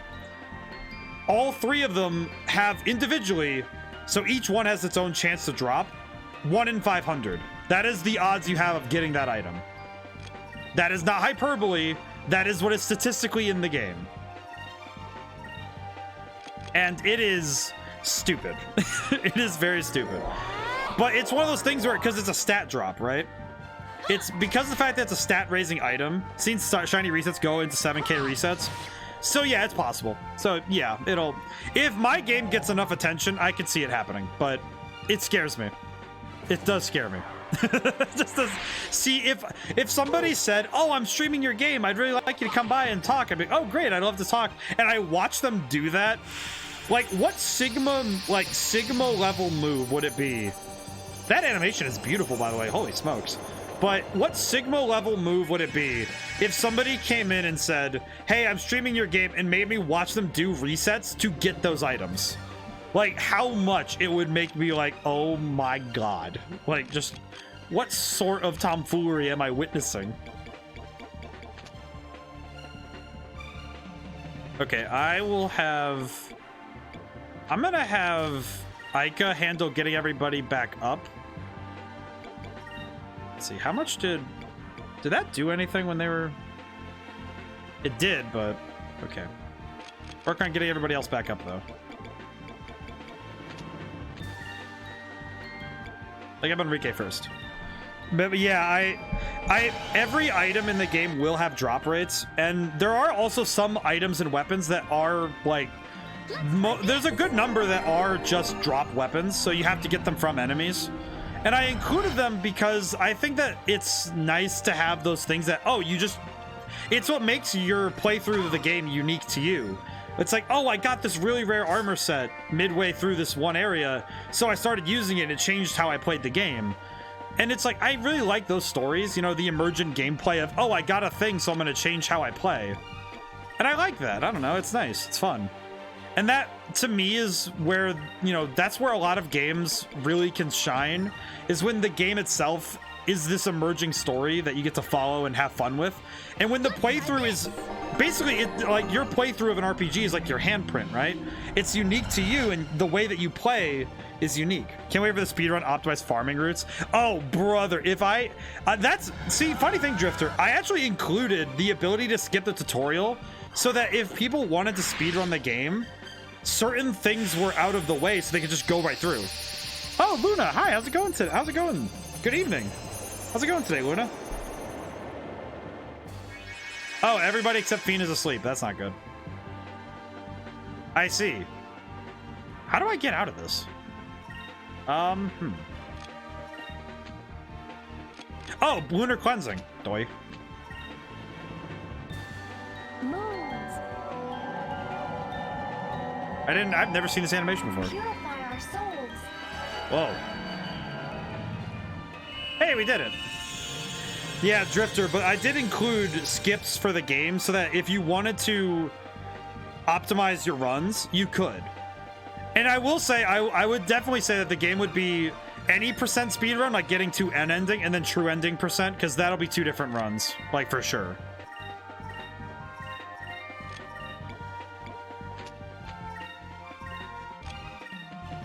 But that's something I like doing while just working and enjoying streams. So that's good, Luna.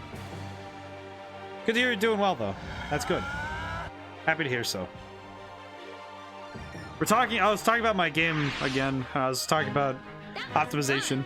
You know what, though, Drifter? The only downside, though, is that, like, I could imagine that somebody would figure out how to break the game in certain ways. And that's something I'm kind of looking forward to. Like, I know watching my playtester break it in bad ways is one thing, but seeing people figure out, like, balance stuff, like being able to figure out things they can do to, you know, like, break the game balance-wise, I'd actually be really fascinated to see that, because that'd be really cool to see what people can come up with. I will say, I think that of all the weapons that'll probably be abused in a run like that, I actually think it'd probably be the weapons that people would not initially think. Because looking at how they work, like knowing the mechanics well enough, I can say this. I think that people will gravitate towards the sword and the hammer and the dagger because you get those on your pathway through the dungeon, right? And you get a lot of these weapons that are they're directly in your path, and you don't have to, you know, divert to get them. Let's see. I'm gonna switch to blue because we don't work on blue enough. I think blue is one of the ones we've actually been ignoring. Ooh. It's going well though, but back to what I was saying though. But the whip, I actually think that the whip and dagger, like the dagger's the one that I think people are gonna sleep on. I'm not even kidding. I think that of all the weapons that are in my game that you could, because you could swap between all of them at any time, I actually think the dagger is gonna be the one that people sleep on the most. And I say that knowing the game, but I also say that thinking about like what each weapon can offer. And I think that in my game, the dagger, in Red Genie, the dagger, because of the fact that it increases your agility, which is your speed, it determines turn order. I think that weapons that increase your agility are gonna be the ones that people like because it lets you get your turn first. Which I do think that of all the weapons that raise your agility, that would be spears, bows, and daggers, but all of them have... The only downside with using them like that is that you'd end up with a bit of redundancy because you'd have a lot of piercing damage. So if you run into something that resists it, it'd be painful. Hey, Royal Blade does a lot of damage now. That's good. But you can do a lot of stuff with that, and I think speedrun... I really hope that there is a speedrunning to it. And of course, I might do my own playthrough of the game. I don't know if I would. I don't know if I would. It's kind of one of those things where, oh, would I play my own game on my stream? I definitely would for the first week of release. Like when it comes out, I'd probably play it for 3 streams. Like all 3 of my streams in the week would be the same, would be the game. So I could show off like basically what 12 hours of play looks like. And also so that people can see it firsthand and get, you know, director's commentary basically. Because I know people like that. So that'd be nice. You know, something nice that people can look into. Of course, it'd be like 12-hour, it'd be 4-hour VODs that would be, you know, a little hard to discern. So maybe I might need to make some, I don't know if they'd be blog posts or if it'd be like, maybe make a short book or something with like the notes in it. I don't know. I know I do have the plan right now. It's not finalized at all. It's an idea. Right now, it's just an idea. But I have the idea to make a guidebook, like, you know, like literally printing out a guidebook for the game. Because I thought it would be nice to do that, because I don't remember the last time that a game came out that came with a guidebook. Or like, you know, a guidebook coincided with the release. I don't know. It's a stretch goal for sure, but I volunteer for playtesting. I will say I might have to put the game up on somewhere for playtesting. I'm not sure how much of the game would be available for that, but I am thinking about doing it that way. Like doing a, I might make a version of the game where only a certain section of the game is available. They have been doing that, but often it's combined with the art books. See, I would also, I do know that some of it would also have art stuff in it, but I don't know. It's something that I just don't remember seeing a lot of recently, right? Like guidebooks kind of faded away because the internet kind of took, you know, the internet does take the form of that, really. Not in a bad way, just that's what it does. That's just how it works, you know?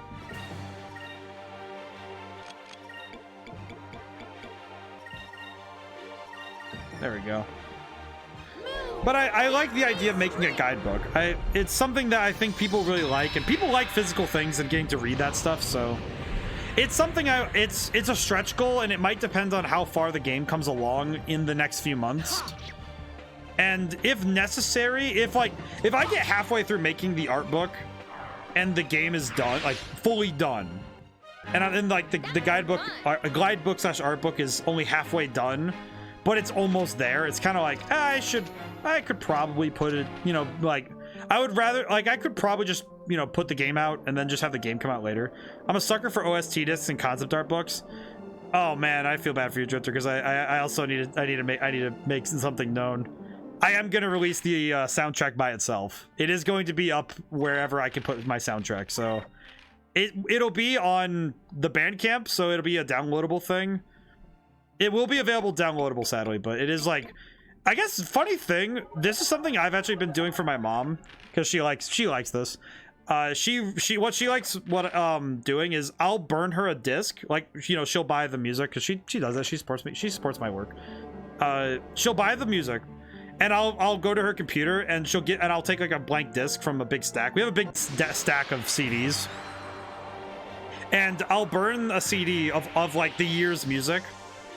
And I know that if somebody told me, oh, I put your music on a CD, like the album, if they put my game's OST on a CD and put it in their car, or like wherever they listen to their music, I would not tell them like, oh, don't do that. Like, oh, sick, you put it on a CD, you're listening to it in like driving and stuff, that's sick, you know, like. But it's like, because when you buy the MP3, that's available to you. You can just do whatever the heck you want with it later, you know. It's like, as long as you're not trying to sell it as your own, I don't care. It's like, oh, did you buy it, put it on a CD, and you listen to it in your car? Neat. But I am going to put the OST as a release as well. That is something I want to do. Because I think it's required of me. Like, I put so much time into this music, it should be allowed to be purveyed on its own. My dude, I think the highest honor would be for someone to tell you they turned into a vinyl. Oh, brother, if I saw a vinyl of my game's music, I'd probably start crying on the spot. Are you kidding me?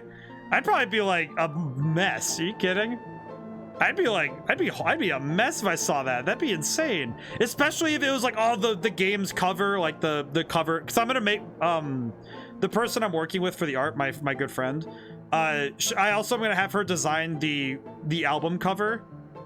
And if like I saw that album cover as like a vinyl casing and like, oh dude,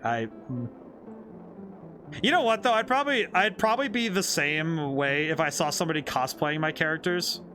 Like I'd probably be the same way if that happened too. Like if I saw anybody taking to my stuff with passion and heart like they do to other franchises and stuff, I probably would be like a mess because I would just be like oh my goodness, oh they love the thing, and I would be a mess. I would just because I feel like when people take to your work like that, that's the moment when you know like, yeah, these people really like your stuff, man. It's like, and I'd just be like, oh wow. I wouldn't know how to handle. I would be an emotional mess in a good way, but it'd be like, oh.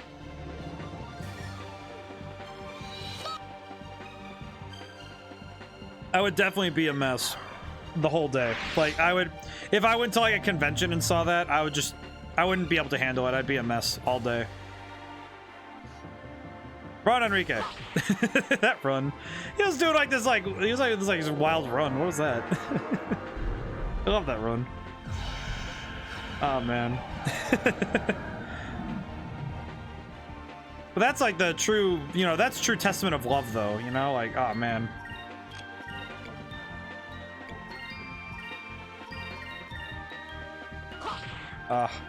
Because like that's the kind of thing that I think about, like, and it's also conversely what makes me, the most scared when I'm making my own stuff. Because, like with my books, it's like I'm putting a piece of myself out there because when you make something, you've taken a piece of yourself and consolidated it into a thing. You've taken your emotions and your ideas and your heart and you've put it into this thing. And that thing becomes an extension of your soul. And it can be really hard to watch it, be taken by somebody and somebody, rips it up, but it is also, a vital piece of the artistic form to say, yeah, you need to improve. To eternally work on your craft that's the pathway to mastery, right? That's what you look for. That is a very big rock. Are you a fancy rock? No. What is up with all these alternative caves? Well, I came in from the east side, so maybe it's that way. I'm gonna stick to the right hand rule. Maybe this will help me out some. The right hand rule should assist me. If I follow the right side of this wall, then I should, in theory, find my way through this place at some point. Ah! But it's like, and I actually had a thought earlier today that my mom kind of confirmed it for me because we talk a lot, so it's like, and I was like, I had this thought though that part of the reason I might be slowing down in work is that I know that my game is getting close to being done. Like it's getting closer, right? Like and the closer I get, the more I realize, oh, this is going to be out in front of people. Like this is a game that's going to be existing in front of other beings. And that idea scared me because, and rightfully so, because that's how I feel by my books too. And I've gotten better at it, but this is my first video game. And I realized that, yeah, I'm getting much closer rapidly to putting this in front of people and it being a real thing. And I think to some end, I'm really scared of doing that, which, it's a reasonable fear to be like, yeah, this is going to be in front of other human beings and you have to put it in front of people. Oh, save. Oh, wait, is this the way out or is that the way forward? Where am I? Wait a minute. No, save first. Wait, save first. Wait, go back up. Actually, wait, before I save, let's use some items because we need to do that. But I do recognize that is part of it though, is that I am kind of like, oh geez, I had to put myself out there.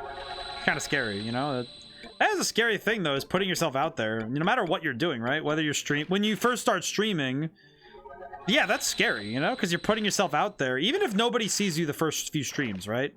You're still just saying, hey, I'm gonna put myself out there in a public forum and have people see me, right? Did I just go in a circle and end up back at the entrance, or nope? Okay, this is a new save point, so that's worrying. Ah! Where'd I go? Wow, it is dark in here. What is going on in here? Oh, I see. Oh man, this place is freaky looking. Look at this. Oh, with the faces too. Oh, geez. Oh yeah, this isn't. Wait. Oh. Whoa. Are you? Whoa. What are you? So just throwing it out there, there are companies that will make custom vinyls for you. I see one side that offers a 12-inch disc, 18 minutes of audio on each side for $64. He's pretty good, in your opinion. I have heard of that. Interesting thing. My brother had the same thing done for his band when they made it. Well, his girlfriend got a vinyl made of their EP. It's very cool. It is very good. I might need to look into some of that, but it is very good. That is Yellow Gar, the Yellow Gigas. Sylvite mages managed to put him to sleep. They sealed him in here. Yellow Gar is extremely powerful, so it's best that we don't wake him. The crystal is in Yellow Gar's possession. We'll have to find a way to remove it without waking him. Honestly, it seems like we've already done though. Uh-oh. Welcome to the gig. Welcome to the Gigas. Ah, yes. Lightning Boy. That is a... I will say, though, this thing looked kind of like he's awake. We stay here. We won't be able to dodge the lightning. We have to get away from engines full reverse. Yeah, full tilt. We got to get out of here. You kidding me? Look at this dude. Well, we woke him up. I'd probably do stuff like that if I had a vinyl player. Very good. I know I own one. It's very cool. I got it from my mom. I know we own one. It's very good. Vinyl players are fun, but it is also a weird... the way that the music exists is very interesting. It's very different too. Because the sound quality is different, right? This is bad. He made breaking the seal look easy. This isn't a good sign. Battle station, just take this thing down. Ah. Yellow Gar actually kind of looks like a dragon. It has dragon-like qualities. Thunder tore open the skies themselves as roar shook the ground. Should be extra careful. Yeah, I am gonna be very careful in this fight. Are you kidding me? Okay, let's see. Let's see. I'll land a hit just to see what we can do, but actually, you know what? I'd rather land in Cremis. So let's see. Magic. In Cremis. We'll start with the stat boost to see what we can do. Focus, and then might as well focus on the other two. I really want to make sure I want to make sure we have the stats necessary to tango with this guy. Because if we're not careful, this guy could probably put us out of the sky in a shot. Also, not attacking first turn means that I can adjust a little bit for my strategy. Oh, I guess thing for tomorrow, I did grind some off stream for triangle strategy so I could expedite the process. I did also realize on Monday that I made a huge error. I realized that I sold the medals of bravery that were in my inventory in that game, and I need those to upgrade characters up to a certain point. And I accidentally sold them, and one character in the team I have needs it. So hindsight was 20/20 on that move, but that's okay. I'll still figure it out. It'll be fine. But I did notice some stuff that I missed and stuff that I did wrong while I was grinding. So. Stuff for me to think about later.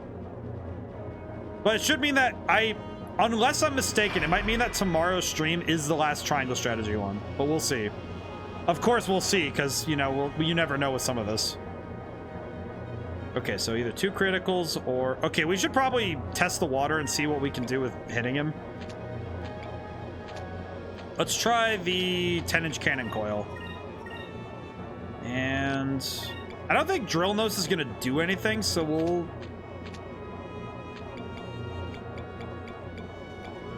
Let's see. He's obviously a yellow type entity, so...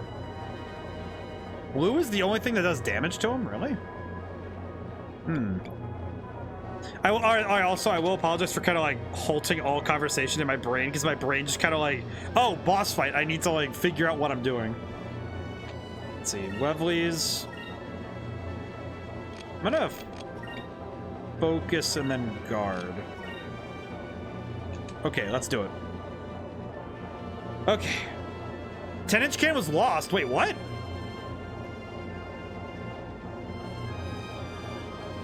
How did I lose my 10-inch cannon? Brother, how does that work?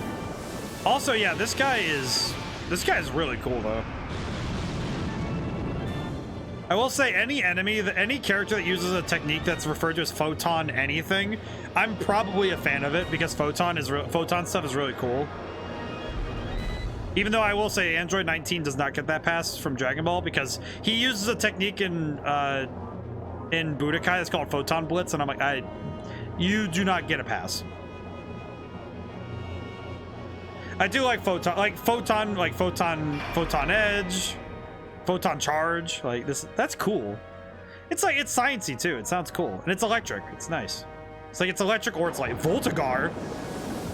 Whoa. He's got the spirit bomb. Oh no, it's a laser beam. Never mind. That's actually that would be more like a spirit sword. I say that as the ship gets cut in half and I get thrown into the sky. It's just, hey, that'd be more of a spirit sword. You didn't extend the 10-inch cannon coil? I didn't extend it? Wait, how does that, wait, extending it? Luna, please explain. Have I been making a mistake this whole time? Wait, hang on. Looks like it's kind of flat. Maybe we should try attacking from above or below. Looks easier to hit that way. I'm gonna go for above because let's try attacking from above, increasing altitude. Okay, wait, so... Oh, what the heck? That's a thing? Wait, whoa. Whoa. I didn't realize you could do that. I just press A button every time. I thought it was just weird that you had to press it twice. Oh, wait, go back. Whoa. I didn't know you could do that. Wow, thanks, Luna. That's really cool. I didn't know that. This and the camera stuff with the D-pad, I didn't know that stuff today, so that was really cool. Okay, let me extend the... Let me do the stendo on the cannon. Try that. Fina or Ica.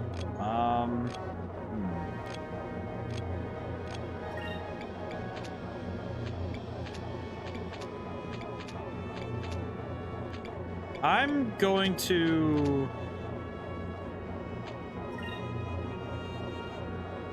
Let's try that. Maybe this will work. I don't know. Uses your SP though. Yes, it does, but I do have a lot of SP, so I'm not too worried about it. Thankfully, we're doing pretty good on SP. Repairs all damage on your ship can be cast outside of battle as well. I think I only need 8,000, so I'm not too worried. And then I'll focus with Enrique so we can try to get a new shot. Ah, I see. Okay, very good. That's pretty good. That's pretty good as a shot, though. Looking at the damage, though, that was pretty nice. Okay. I think what going above him did was get us out of range of Voltigar, but it didn't get us out of range of Photon Charge. That's okay, though, because we don't really... I think Voltigar is the more damaging one than the other two. Oh, and it fires for multiple rounds. I see. Okay. Oh, that's really cool. Oh, that's how Vigor was doing it. Okay, that makes more sense. Because he was firing every round like more than one thing, so that makes a lot of sense. Okay. Interesting. That's really cool. Oh, it didn't get me out of range of Voltigar. That's not good. I thought it would, but it didn't. Uh-oh. That's no good. Ha! I usually use them use them and torpedoes on the turn with the Moonstone Cannon for crit S. Ah, I see. For crit, oh, for crits, not crit S. Crits. Okay, I see. That's pretty solid. It's also really efficient damage. I can see now how people speedrun this like that. Because if you're able to make smart decisions with those kind of attacks, you can probably land lots of attacks per turn. Not a single weak point. More importantly, it's just because the thing look a little more active. Is the seal weakening on it or something? Whatever, he seems to be building up some sort of attack. There's just someone who could knock it off balance with all the other Gigas, but it's too big. Oh, well, good thing we got the Moonstone Cannon.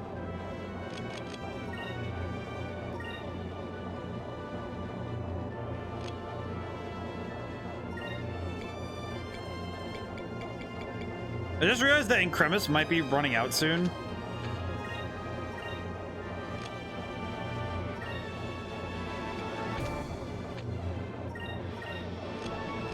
Actually, wait, no, don't focus. Wait, hang on. Let me think. Fun killing bosses in a few turns like that. Yeah, you could. Seeing that, you could probably kill them like a few turns with that. Okay, wait. I just realized if I could optimize this. Double ship speed. This. Okay. Magic.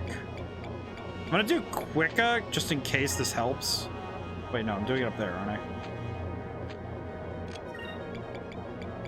Let's do Quicka, and then I'm trying to do the math in my head with this. Sorry, I'm trying to do the math really quick. This is not working in my brain very well. Actually, could have Fina just focus and then... Okay, so I'm gonna... This is going to be a little dangerous, and it's definitely a gamble, but we're gonna go for it. Because I think that this might work.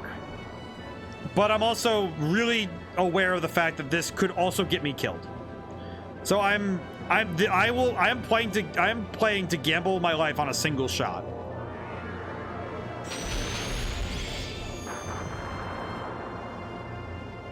I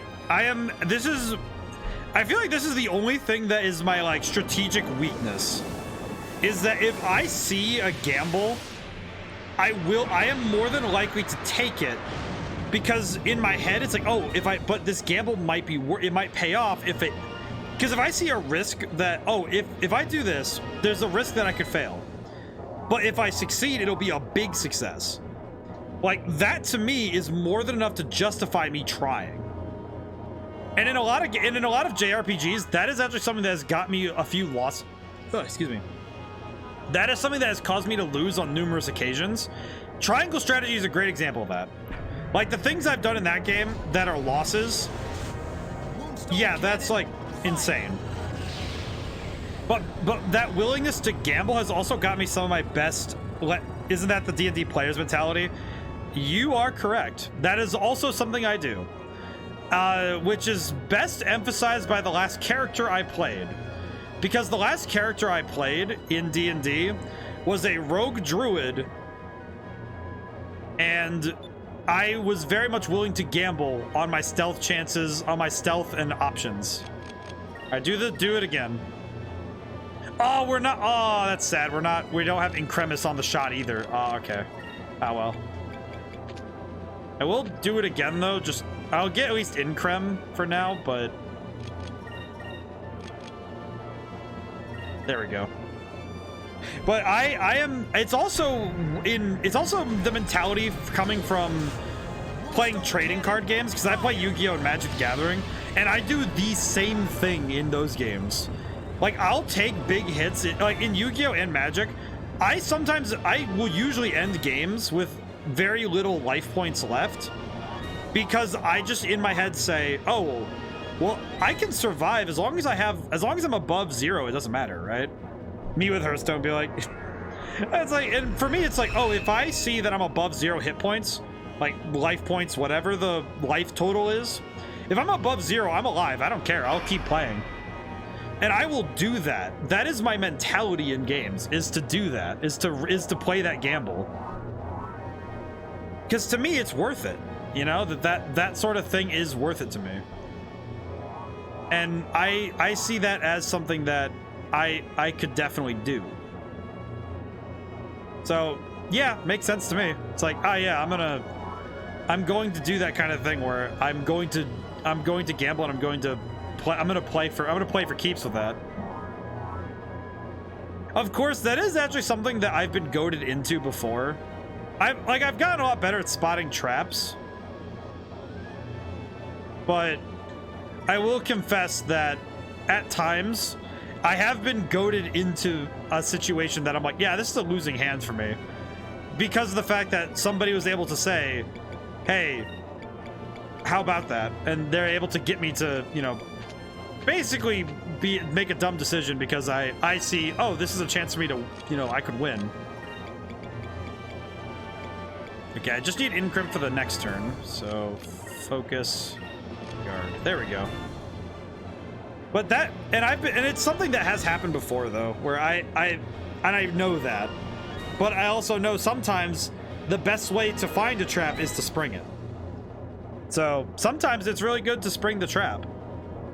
Because your opponent, if you spring their trap, there's always the off chance that that's their only thing. Like that's their only resource is, oh, I had this thing set up, but you triggered it and you're still here. So, huh.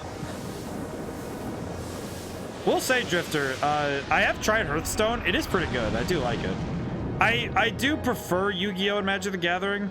Magic the Gathering now, it's only because I go to... That's me with Mage Hand. Oh, yeah, you can do some fun stuff with it. Mage Hand is great. It's funny, though, because when I look at the card games I play, like, Magic, it's because I play Commander at a store, and I go play, you know... And I go play in a casual setting, and it's a social thing. With Yu-Gi-Oh! It's like... It's because it's the game I've played the longest. Because it's, you know, it's the game that's stuck with me the longest. There's actually a DS game for Yu-Gi-Oh! That I kind of want to play on stream because it's kind of fun. Because it has a lot of fun stuff in its gameplay. It has a whole thing where you can... It's the Yu-Gi-Oh! 5Ds, so it's the one with the motorcycles. And there's a whole mini game where you play with the motorcycles, and it's fantastic. It's really fun.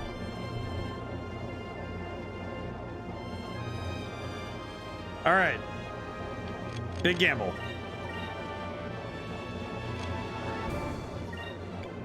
I will do Sacralin and do a focus, and then with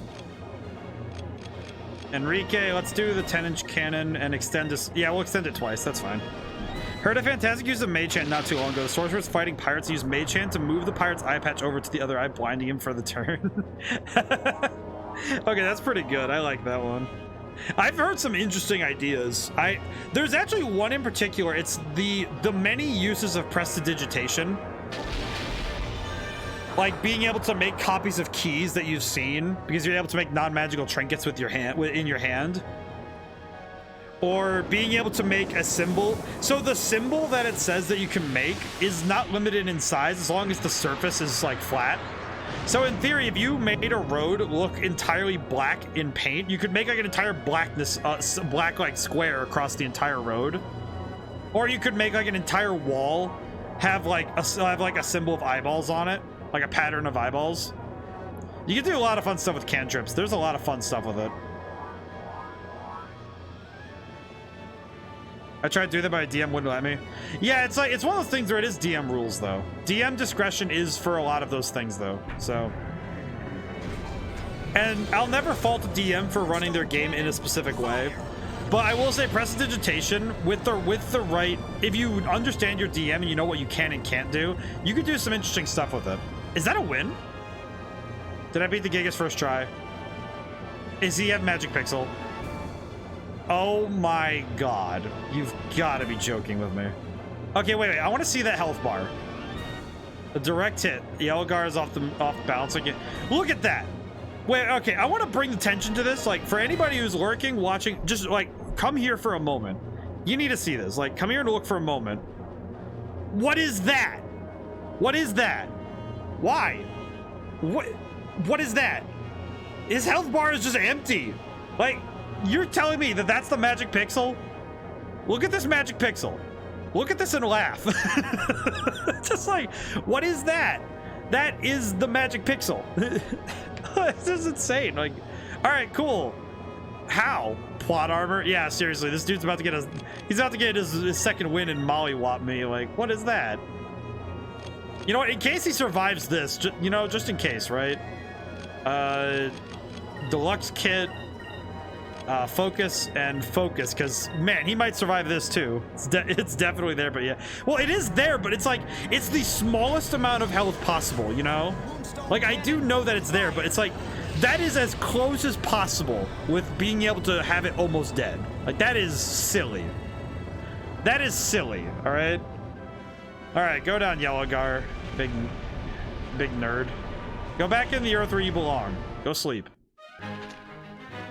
I can just make out the faint line of it. Yeah, see, that's what I could see, too. Is like, oh, it's just the faintest of lines. Thunder. Oh, thunder. Thunder Cutlass. Oh, jeez, it burped. That pizza. I did not have as much pizza as I thought I would. Oh.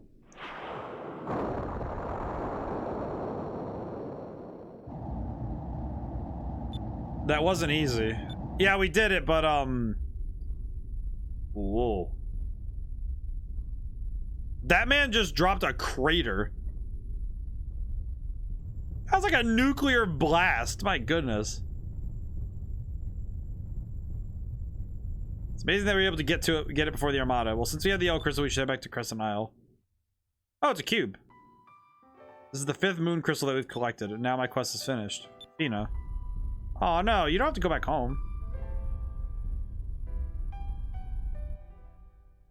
She probably thinks she has to go back home, doesn't she? You received the yellow moon crystal. Please do not leave the party, Fina. I do not want to lose you. We're not losing friends today. Oh wow, we've actually just made like a whole ass, like...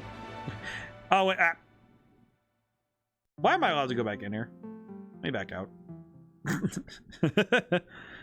That was funny. That was just looking at the sheer level of plot armor there is just insane to me. That's wild. Alrighty. The Delphinus. Oh wait, no, go back. Items. I will use that Captain Stripe while I'm thinking about it. Also heal up a little bit. Let's see. And I got new equipment. I want to see that Thunder Cutlass because that sounds really cool. Sweerin Blade, Thunder Cutlass. Some say you can cut through lightning. Ancient cutlass made from Yellowgar's hardened skin. Oh, that is really cool. And it's better than my sword, so that's really good. Alright, cool. Alright, let's go. We need to go back to Crescent Isle, so let's see. Crescent. Alright, we just gotta go up and over.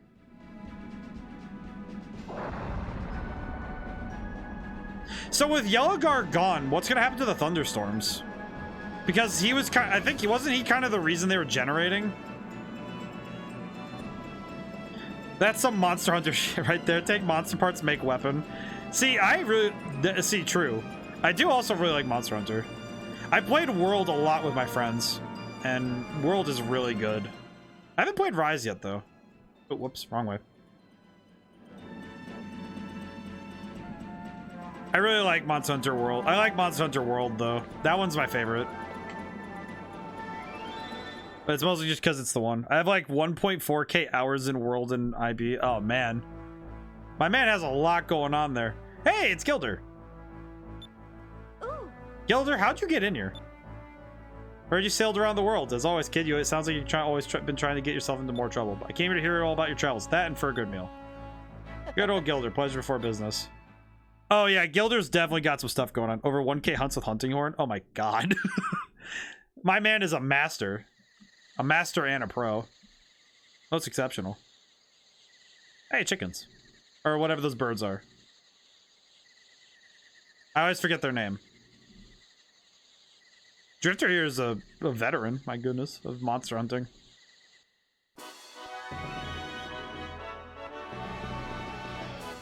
So you went to Yafutoma and then onto the Land of Ice. Just listening to stories makes my adrenaline flow. And in the end, you collected the 5 moon crystals. Nice work. Wow, they are just really cool looking. And since they're all together, I suppose that means Fina will be taking them with her when she heads home soon. Yes.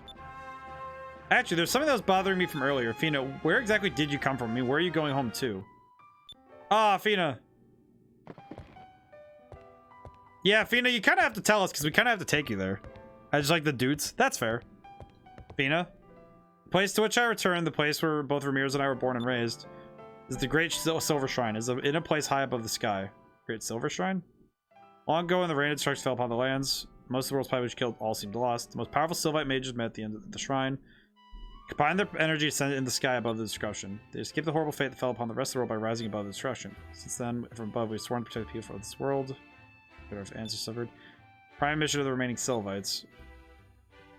The Great Silver Shrine is high above the clouds where no ship can reach it. I plan to take the moon crystals back to the Great Silver Shrine so that no one will ever be able to abuse their power again.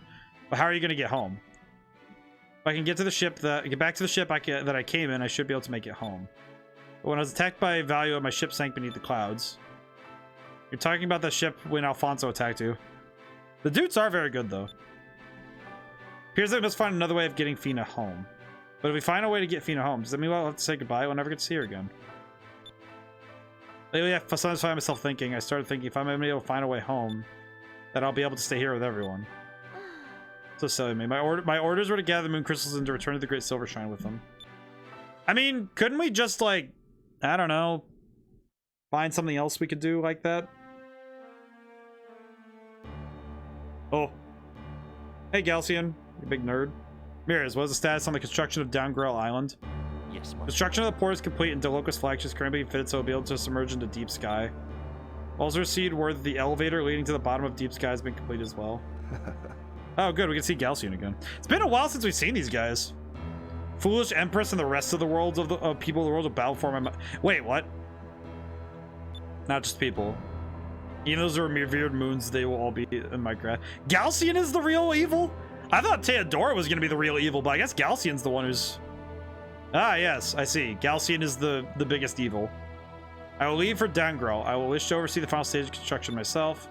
Tell the other admirals to assemble at Dangral. I wish to know where they stand. Yes, sir, Galcian. I walk the path of death and destruction. I know you're a Sylvite. If you wish to change your mind, now is the time. Chose long ago to walk on the path that you walk upon, Lord Galcian. I shall forever be at your side. I'll cut down any of those who block our path. It is my duty, is my freaking Ramirez.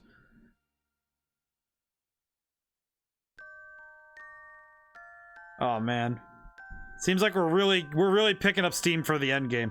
Oh, and it's time.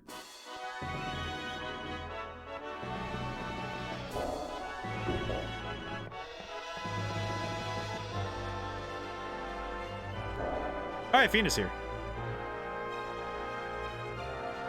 Thank you for all of your help. All right, so your mission's finally over, but we need to get you back home. So what are we doing? Ica, help me. Now we can go higher and lower. We can explore to a place we haven't been yet. Fair. Okay. I'm gonna find a save point really quick so we can. Oh.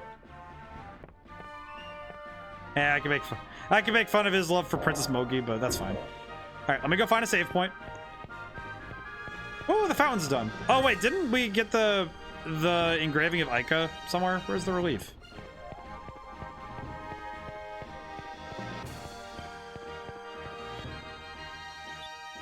That's right. We have a memory. We have a shrine to Gonzalez.